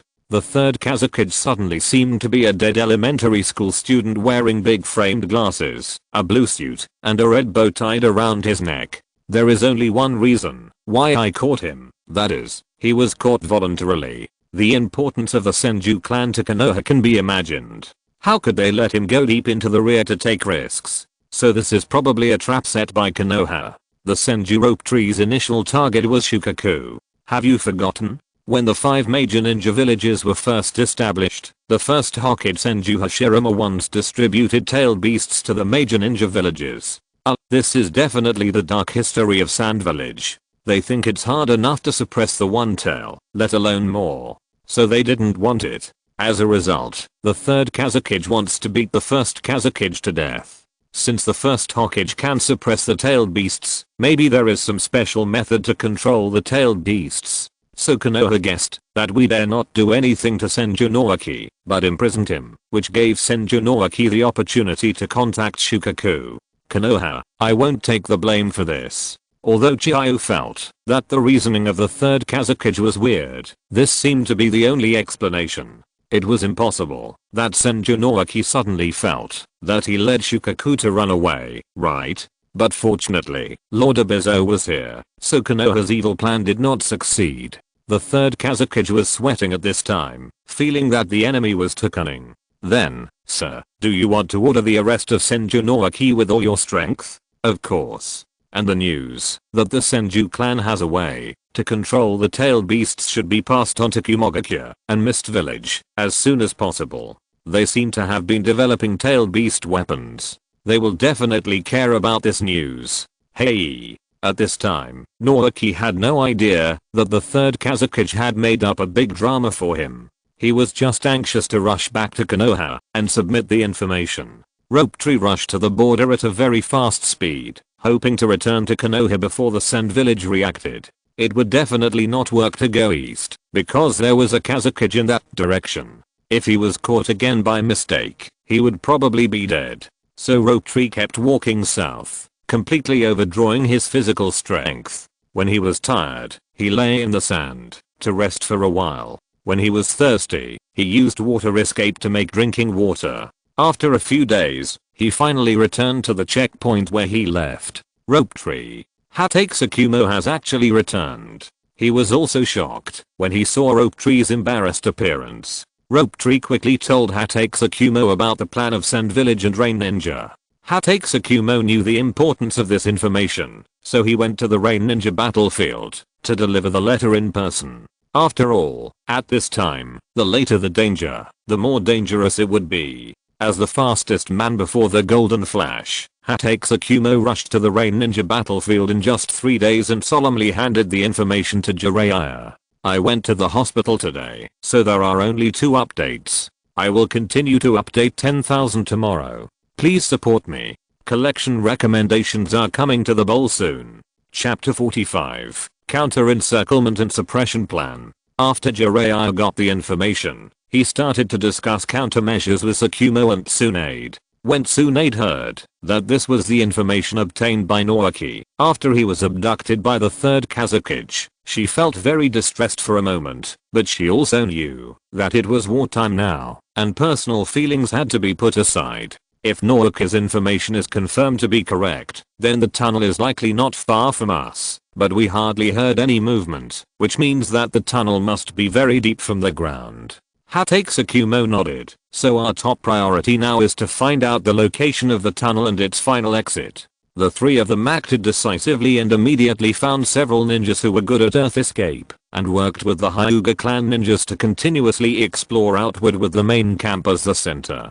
Finally, on the fourth day, a team found the tunnel. Sir, the tunnel is located 2 kilometers below, and it is very wide, and can accommodate 2 people moving side by side. Sir, I saw a lot of people's chakra below. We dare not alert the enemy, so I came to report first.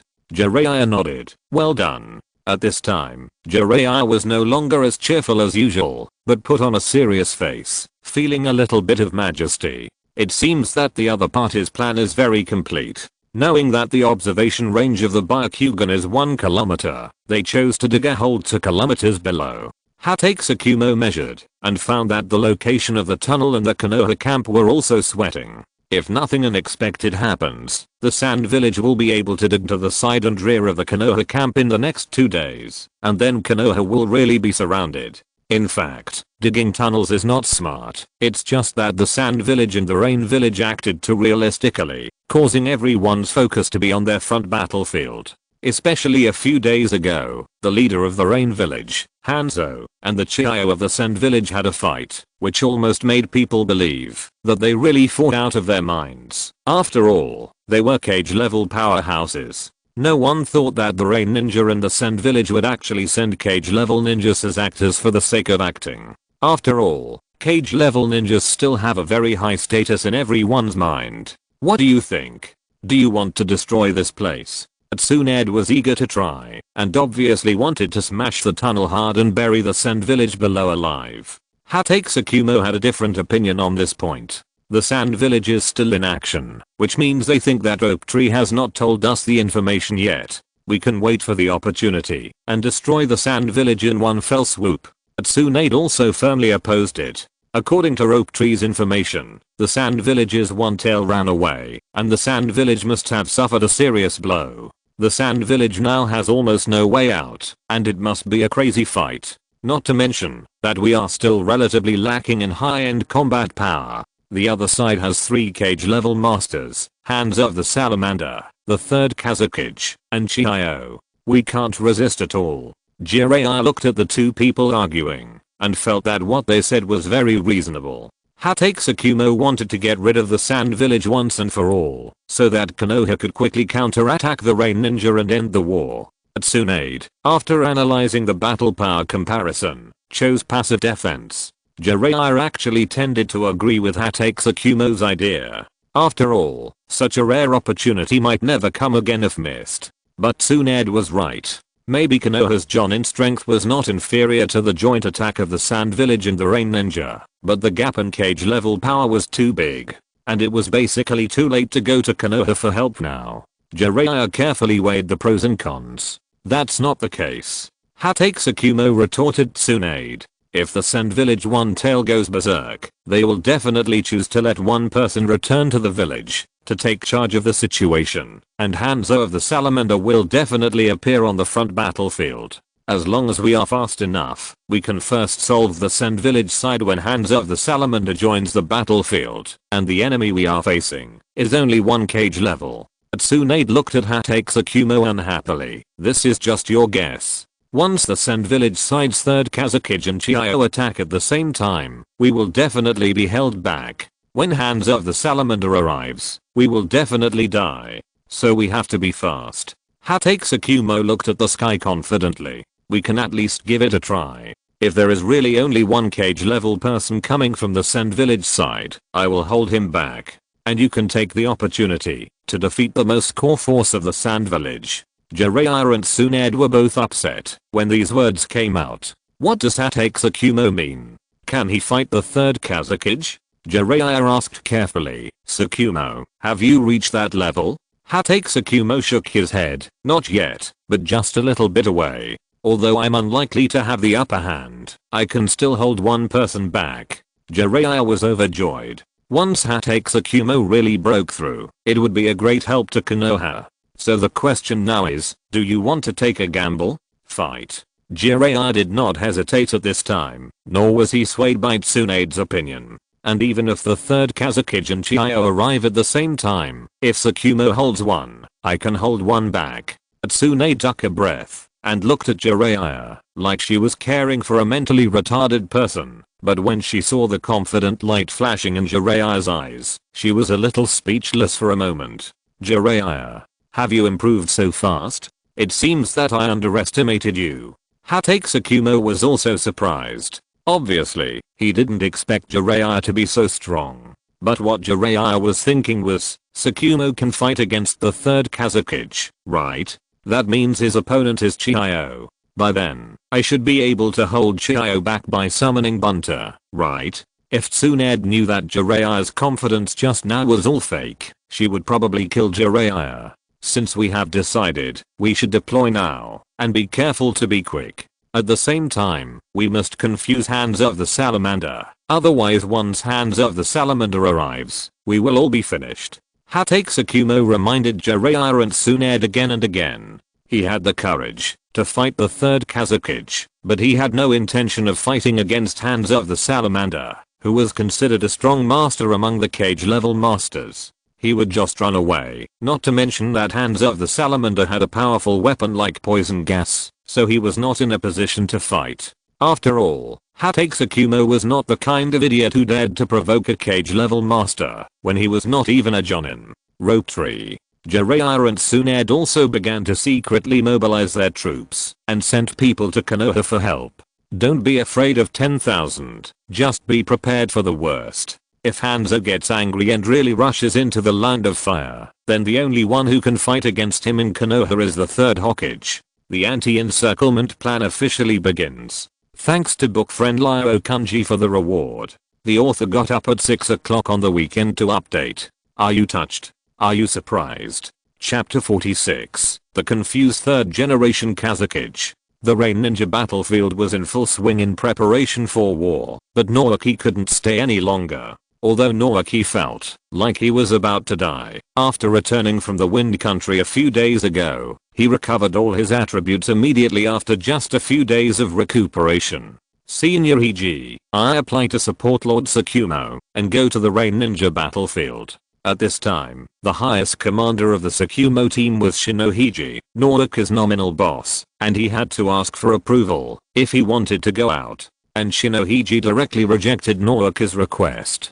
After all, Hatake Tsukumo didn't tell anyone here to keep it secret. Even if the main force of the Sand Village was in the Rain Ninja battlefield, it was also a strategic location and needed a strong force to garrison. Shinohiji didn't have any prejudice against Naoki personally. He just mechanically followed orders, didn't want to take risks, and didn't want to make mistakes. Naoki was a little discouraged, but he didn't blame Shinohiji. Not everyone has the courage of Hatake Tsukumo, otherwise Hatake Tsukumo wouldn't be Hatake Tsukumo. And Shinohiji had no relatives or friends with him, and didn't know him, so there was no need to look up to him. As for sneaking away, that would be brought to the Konoha wartime court. No matter what you do, it is undoubtedly an act of desertion. I hope the Rain Ninja battlefield will be victorious. Rope Tree was lying on the bed depressed, praying for the Konoha people on the Rain Ninja battlefield. Lord Kazekage, the passage will be dug to the destination tomorrow.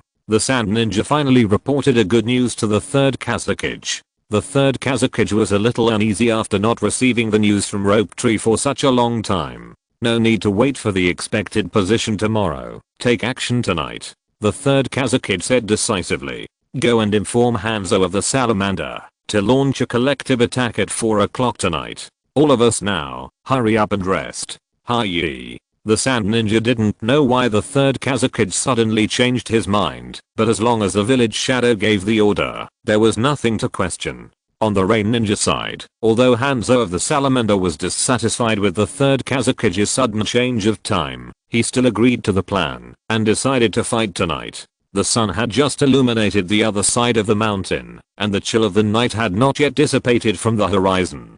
Teams of Sand Village had already been heading for the tunnel. The third Kazekage really didn't choose the time randomly. This time is usually when people have just regained consciousness and don't want to get up.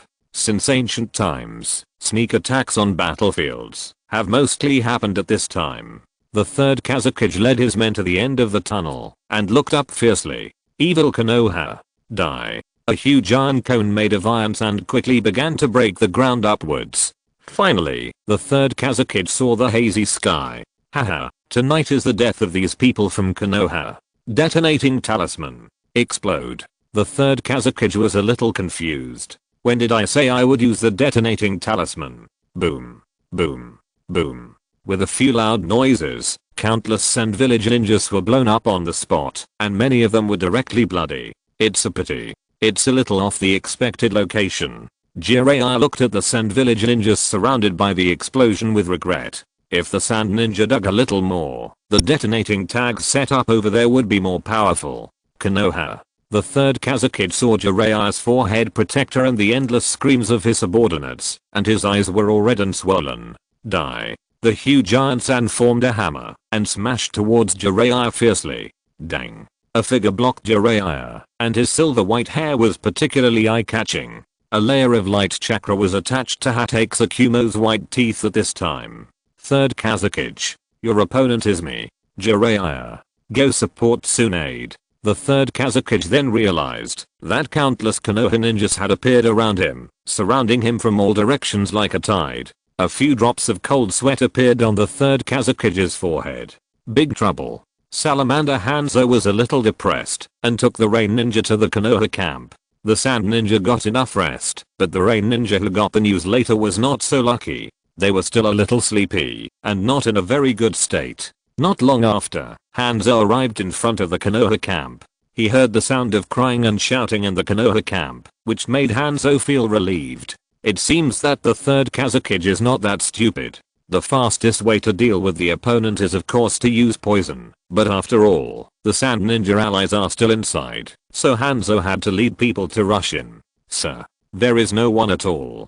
The Rain Ninjas realized that there was no scene of Konoha ninjas being killed in the camp as they imagined. The sound just now was all a group of talking toads. When the leading toad saw the Rain Ninjas coming, he hurriedly shouted lonely, and countless toads turned into smoke and disappeared on the spot. Before leaving, a toad released a small fireball at a tent. Boom. Boom. Boom.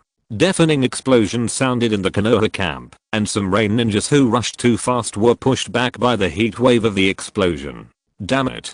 Hanzo's hand holding the sickle turned pale. The third Hokage. That idiot. This is a trap. Get out of here. Fortunately, Konoha's power is still limited. Apart from a large number of detonating tags, there is basically no power here. If Hatake's and Jiraiya are really at the level of Kage, they will probably be greedy and swallow the fat piece of meat of the Rain Shinobi. If the Rain Shinobi are in a mess, the Sand Shinobi is completely miserable. The situation that Konoha imagined, that the third Hokage and Chiyo Granny would appear at the same time, did not happen after all.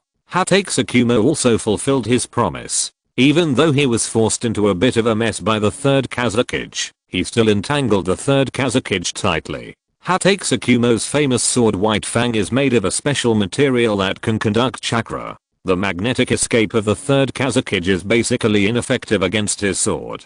Hatake's amazing speed can completely keep up with the iron sand of the third Hokage, which means that the third Hokage has no good way to quickly defeat Hatake's. The third Hokage and Hatake's were fighting fiercely, but the others were not feeling well.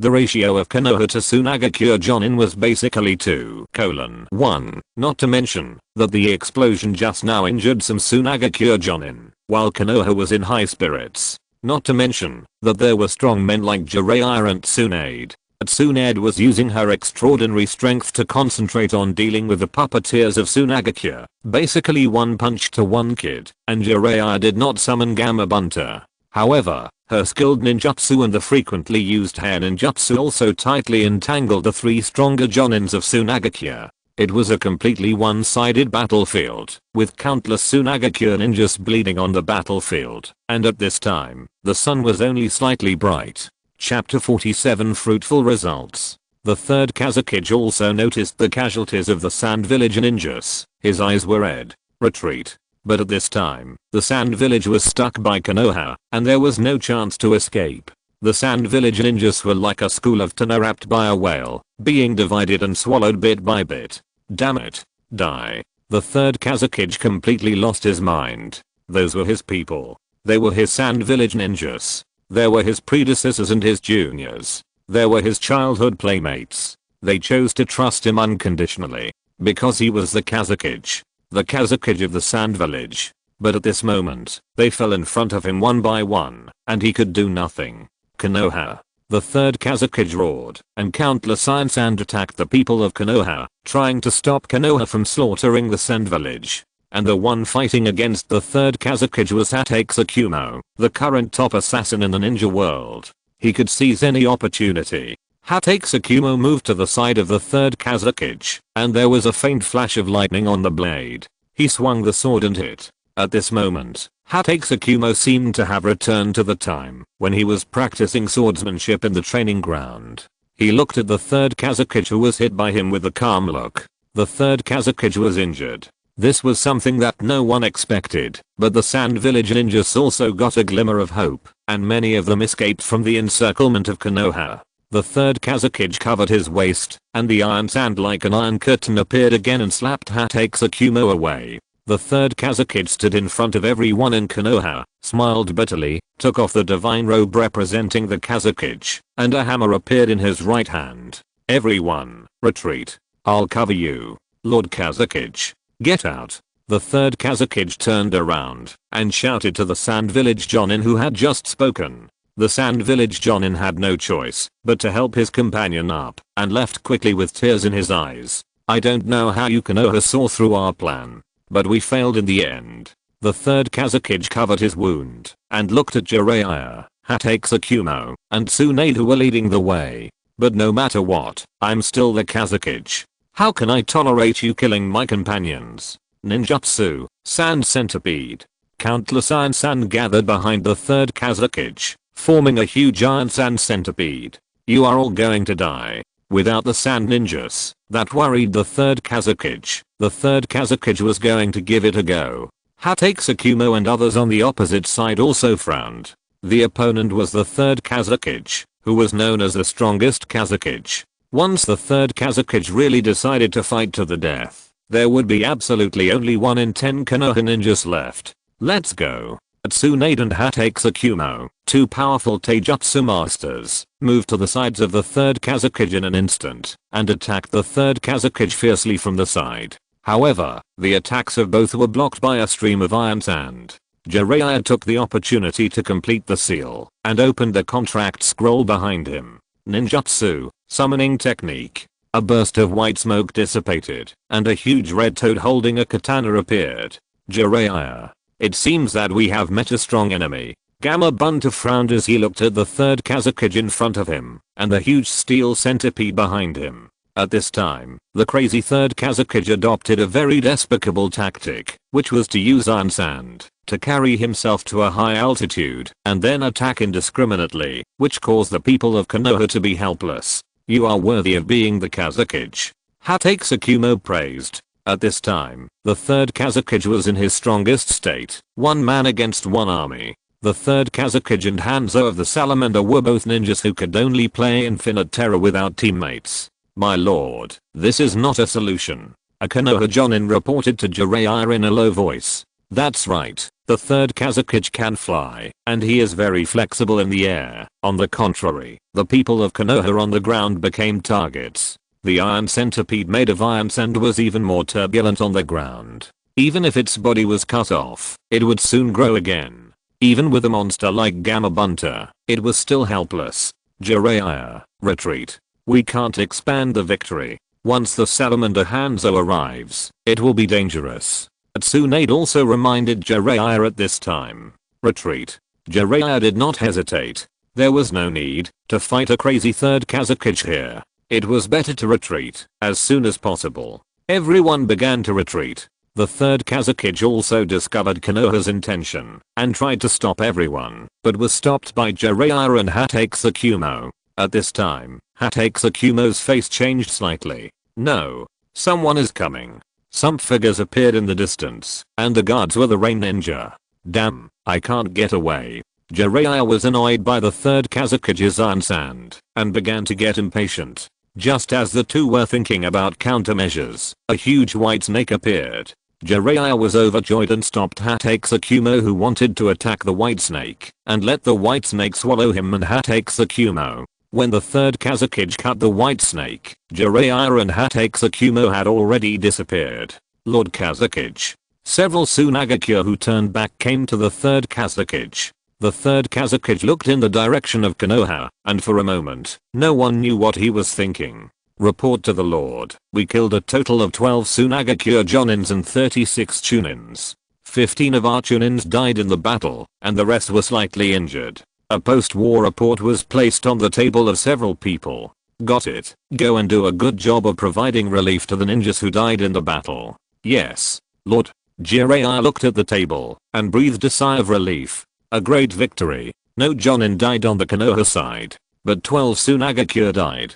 And the ninjas who can follow Tsunade to carry out this mission, even if they are Chunins, are the most elite among the Chunins. In simple terms, they are the reserve Jonins. This battle basically wiped out half of the high-end combat power of the Sand Village. After this battle, it will take at least 10 years for Sand Village to recover. It's a pity that we still have too few strong people. Orochimaru, why didn't you tell us earlier that you were coming? If we join forces, maybe we can really keep the third Kazakuge. Everyone in the commander's tent rolled their eyes at Jiraiya, who said this. He still wanted to keep the flying Kazakuge? Is his brain crazy? It was Orochimaru who saved Jiraiya and Hatake Tsukumo at the last moment. Otherwise, if Hands of the Salamander really arrived, the lives of the two would probably be explained there. Report the battle report to the village as soon as possible, and whether it is a Sand Village battlefield or the Rain Ninja battlefield, we must concentrate highly to prevent counterattacks. It was Hatake Tsukumo who spoke, and after this battle, Hatake Tsukumo officially gained the respect of everyone, letting everyone know that the head of the Anbu is definitely not a person who gets the title for nothing. Chapter 48 Tsunade's Request. After a short rest, Hatake Tsukumo will continue to rush to the battlefield of Sand Village, to take charge there, to prevent the Sand Village from jumping off the wall. Lord Tsukumo. Before leaving, Tsunade called Hatake Tsukumo. How is Naoki? Hatake Tsukumo recalled Naoki's half-dead appearance that day, and was a little scared. If something happened to Naoki, he would not be greeted by Tsunade, but fists. Naoki was seriously injured. After all, he escaped from the Sand Village at the risk of his life and overdrawn his body. This time I will issue a certificate of injury to Naoki and let him go back to recuperate. Hatake Tsukumo laughed as he spoke. Besides, he has made great contributions this time, and the village will not treat him unfairly. I hope so. Unlike the happy Hatake Tsukumo, Tsunade was a little worried at this time. Compared with Hatake Tsukumo, Tsunade was not worried about Naoki's body at all. She was still aware of how abnormal Naoki's recovery ability was. What she was worried about at this time was the attitude of the village. Tsunade's political wisdom is still very high, otherwise she would not be able to become the 5th Hokage in the future. From the time when Noise Awakened would release, she felt that the attitude of the 3rd Hokage towards Noise was very different, and she almost broke up with her teacher for Noise. And her teacher did not disappoint her, and kept Noise away from the vortex in the village, but with the outbreak of the war, Noise had to continue to fall into this quagmire. The Hokage, Danzo, Uchiha, and countless people with their own little thoughts seemed to be planning to use Noise's identity to do something, which was also the most troublesome for Tsunade. In any case, please don't report Noise's affairs to the village, please. All this is the credit of Lord Tsukumo. Tsunade looked at Hatake Tsukumo and said this sentence that caught him off guard. Why? This kind of great achievement is likely to make Noise a hero of the village. This is the information that Noise fought hard for. Hatake Tsukumo was quite dissatisfied with Tsunade's self-assertion towards Noise, and his tone became stiff. Please believe me, Lord Tsukumo, it is not appropriate for Oak Tree to be exposed early now. At least before he has a certain ability to protect himself. Let him be ordinary. This is a question that Tsunade has been thinking about since she knew that Rope Tree had made great achievements. Tsunade knows that this is not fair to Rope Tree, but this is undoubtedly the most favorable choice for Rope Tree. First of all, compared with the illusory title of hero, it is not as important as the favor of Hatake Tsukumo, the head of the Anbu, who is infinitely close to the level of Kage. Secondly, once Rope Tree behaves so evil at a young age, it is inevitable that there will be more powerful forces or more sinister schemes waiting for Rope Tree. When Rope Tree does not have enough strength to resist all this, the tree that stands out in the forest will be destroyed by the wind. Finally, Tsunade is afraid that Rope Tree is still young and suddenly gets such a glorious glory. Will it make his heart swell? You know, if you want to destroy a person, you must make him crazy. Hatake Tsukumo was a little speechless when he saw Tsunade's determination. After all, Tsunade was still Rope Tree's guardian. If Lord Tsukumo believes Rope Tree, he can ask Rope Tree in person if he is willing. If he agrees, Lord Tsukumo can accommodate him. If he is not willing, how about reporting it truthfully? Hatake Tsukumo thought for a while and finally agreed to Tsunade's request. You really put a lot of effort into Rope Tree. As soon as Hatake Tsukumo left, a figure appeared behind Tsunade. Orochimaru? Tsunade looked at Orochimaru in surprise. As a perception ninja, she didn't feel Orochimaru's arrival at all. It turns out that it's not just Jiraiya. Orochimaru's progress is so obvious. Tsunade guessed that Orochimaru might be as strong as Hatake Tsukumo at this time. Orochimaru took out a scroll from behind and handed it to Tsunade. Finally, it didn't come out of his mouth. Orochimaru finally looked like a human in front of a lady. Tsunade opened the scroll and was shocked again. Why would you do such a thing? Orochimaru. Once such a thing is discovered, you will be despised by everyone. Orochimaru's eyes were still so calm. I didn't start it. Someone in the village started it a long time ago. I just teamed up with that group of people on some things. Even so, Tsunade still punched Orochimaru angrily. You bastard. We'll tell you whether you are a bastard or not later. Tsunade, I need your help. Tsunade rolled her eyes at Orochimaru. Impossible. What if it's for Naoki? Tsunade didn't know what to say for a moment. I reached a deal with them, and one of the conditions was that they were not allowed to hurt Naoki. And Tsunade, you know Naoki's current situation. Even though he is still young, his physique that quickly consumes cell activity is ultimately a hidden danger. I want to help him. Orochimaru took the scroll back from Tsunade. This is not considered blasphemy to your companions. You just need to do me a small favor. Seeing that Tsunade was still hesitant, Orochimaru sighed. Tsunade, didn't you say you were willing to do anything for Oak Tree? Now the opportunity is right in front of you. Tsunade struggled for a long time in her heart and finally compromised. What should I do? Orochimaru smiled. It's simple. You are a medical ninja. Just say you want to set up a medical logistics team. As long as you propose it, they will find a way to pass it. Tsunade glared at Orochimaru fiercely, but in the end all the emotions in her eyes turned into helplessness. Orochimaru, don't let me down. Otherwise I will not let you and those people go. Orochimaru swallowed the scroll expressionlessly. Don't worry, I won't. Hey, what are you two doing here? A white hedgehog head suddenly jumped out, and Jiraiya hugged Orochimaru and Tsunade's shoulders. Of course we have to celebrate after winning. We won't go home until we are drunk tonight. By the way, Tsunade, last time, Naoki asked me to sign for him, or I can just give it to you directly. Tsunade looked at Jiraiya suspiciously, looking for your autograph. Jiraiya instantly took out 3 copies of Intimate Paradise from his arms. Yes, that's right. Ha ha ha ha. Naoki, that kid really agrees with my art. Tsunade snatched the book, flipped through it, and took a look, then tore it in half. By the way, she stepped on Jiraiya's toes. Don't show Naoki this kind of garbage again. If you lead Naoki astray, I promise I won't beat you to death. Jiraiya's face turned green after being hit by Tsunade, and he looked at Orochimaru anxiously. Hey, Orochimaru. Naoki took the initiative to find me. You should know it. Hey, don't leave. Help me explain. Hey, there is another chapter in the evening. 10,000 chapters will be updated. Please recommend and collect. Thank you readers. If you're listening to this novel on a channel other than Fanfic World, it means they downloaded and uploaded it without effort. We cordially invite you to visit our channel, Mundo Fanfic Novelos. There you'll find the original version of this story and you can explore many other novels of various genres. We're waiting for you to immerse yourself in a world of incredible novels.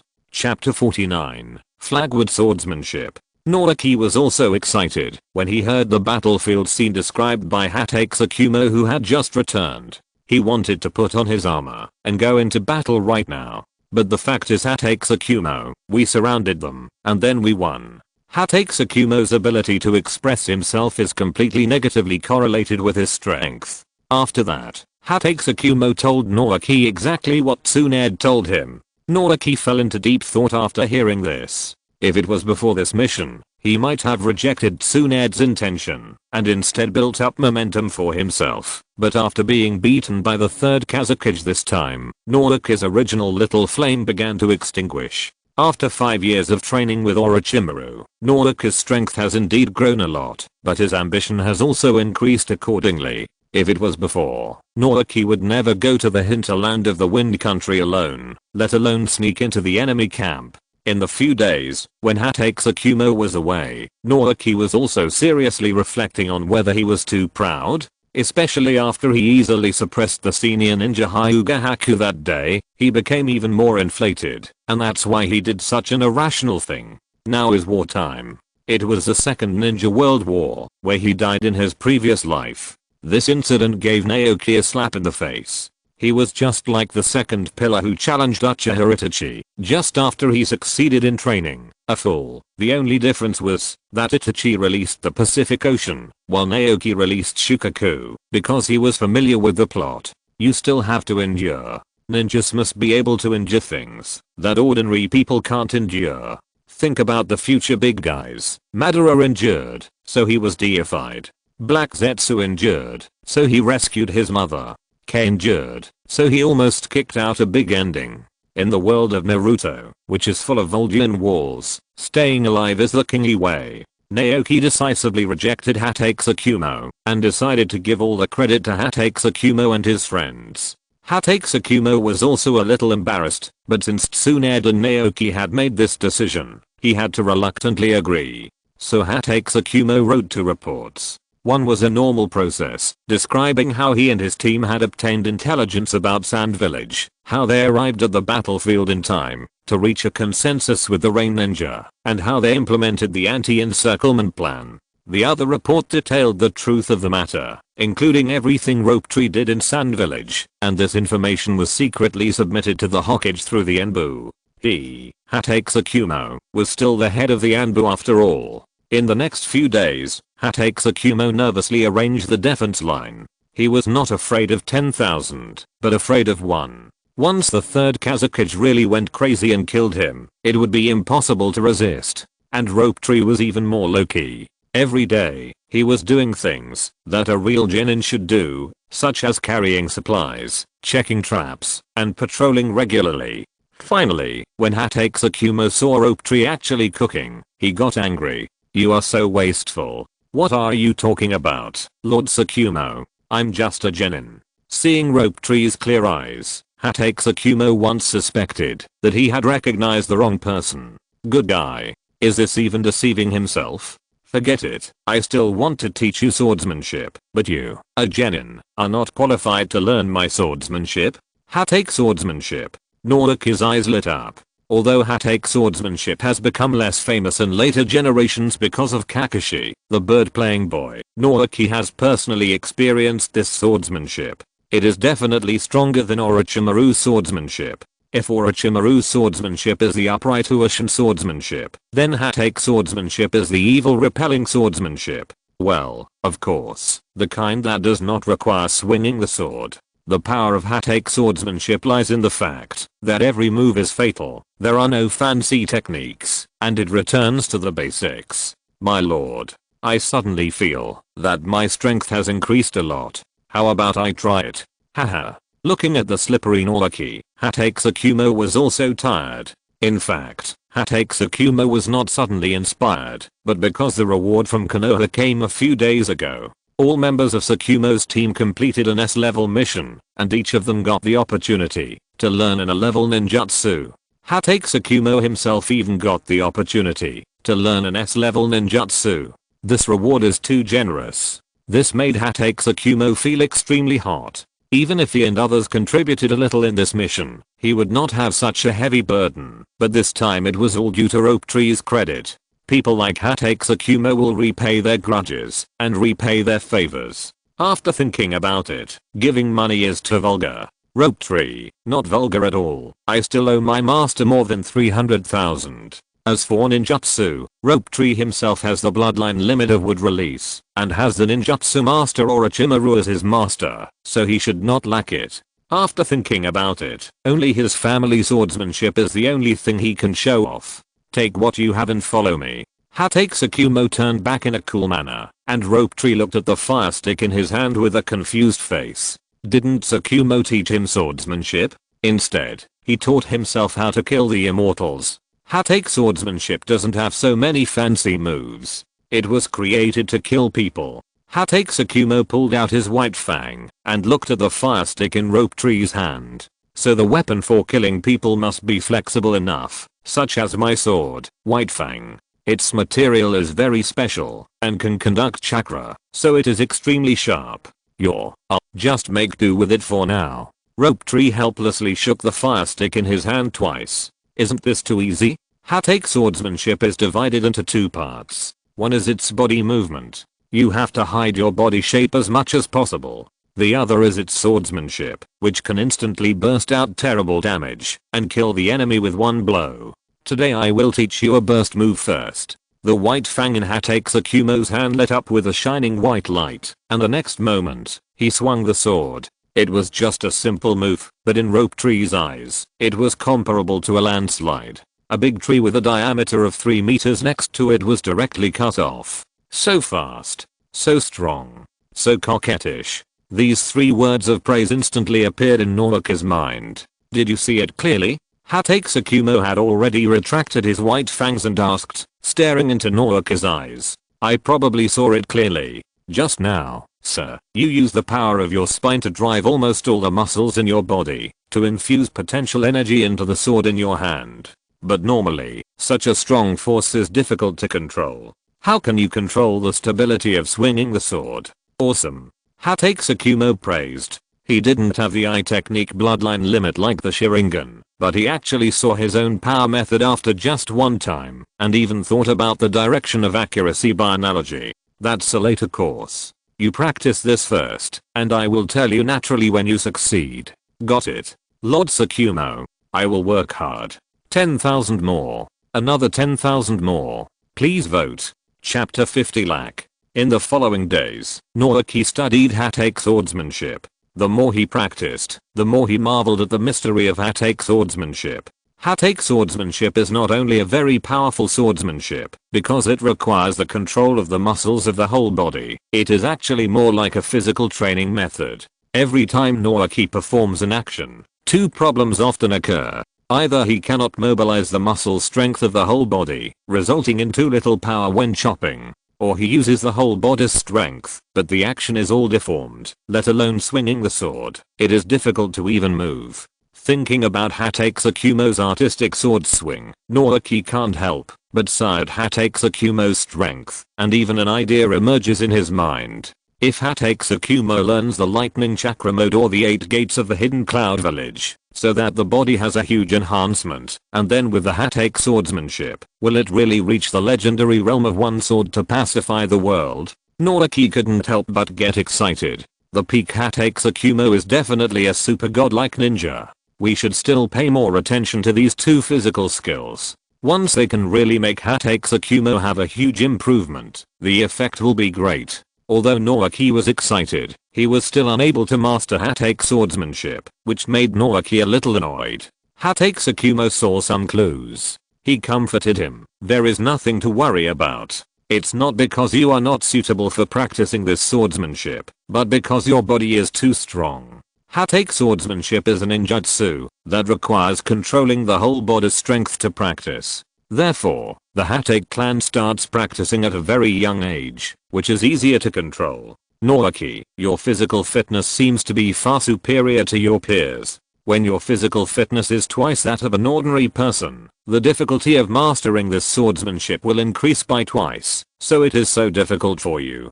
Hatake Tsukumo scratched his head. Obviously, he didn't expect that the first obstacle for Naoki to practice swordsmanship was his own physical fitness. What do you think, Naoki? Do you want to give up? Impossible. Naoki held the bold fire stick in his hand. Although it was difficult, he also saw the horror of Hatake swordsmanship. It was definitely a super secret book for physical training. Only a fool would give up. Naoki's answer did not surprise Hatake Tsukumo. He would be really disappointed if Naoki gave up. Very good, then you continue to practice. There is nothing going on at the front line now. The sand village seems to have been really hurt. They are hiding in the desert and dare not come out. Naoki nodded. To be honest, after such a heavy blow, the fact that the sand village has not surrendered made Naoki look at them with new eyes. What is the confidence supporting the courage of the sand village? However, this has nothing to do with Naoki. Naoki decided to start keeping a low profile and stop wasting time. Naoki, do you know the real difference between you and the Jonin?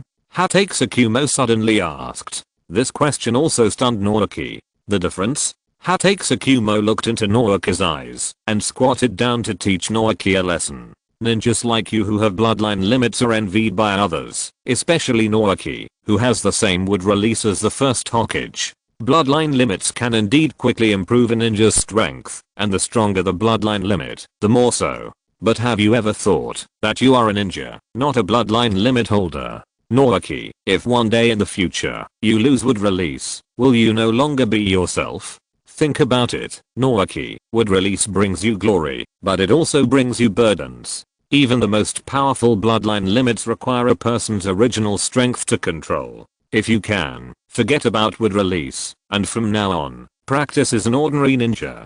Hatake Tsukumo's voice was not loud, but it was deafening to Naoki's ears. At this moment, he suddenly felt the difference between Hatake Tsukumo and Orochimaru. Orochimaru asked himself to develop wood release from the beginning, and regarded wood release as a treasure, while Hatake Tsukumo believed in his own strength more. Like Orochimaru, Naoki felt that wood release was his trump card, or even his only one, but Hatake Tsukumo said that once he lost wood release, would he no longer be a ninja? Teacher, maybe you are wrong. Naoki suddenly thought of Orochimaru. Orochimaru was undoubtedly a genius, and the series of snake-related ninjutsu he developed had a strong personal label. But in the later period, he began to be crazy about various bloodline limits, and gradually lost himself. Lord Tsukumo, you mean that every Jonin has his own unique power?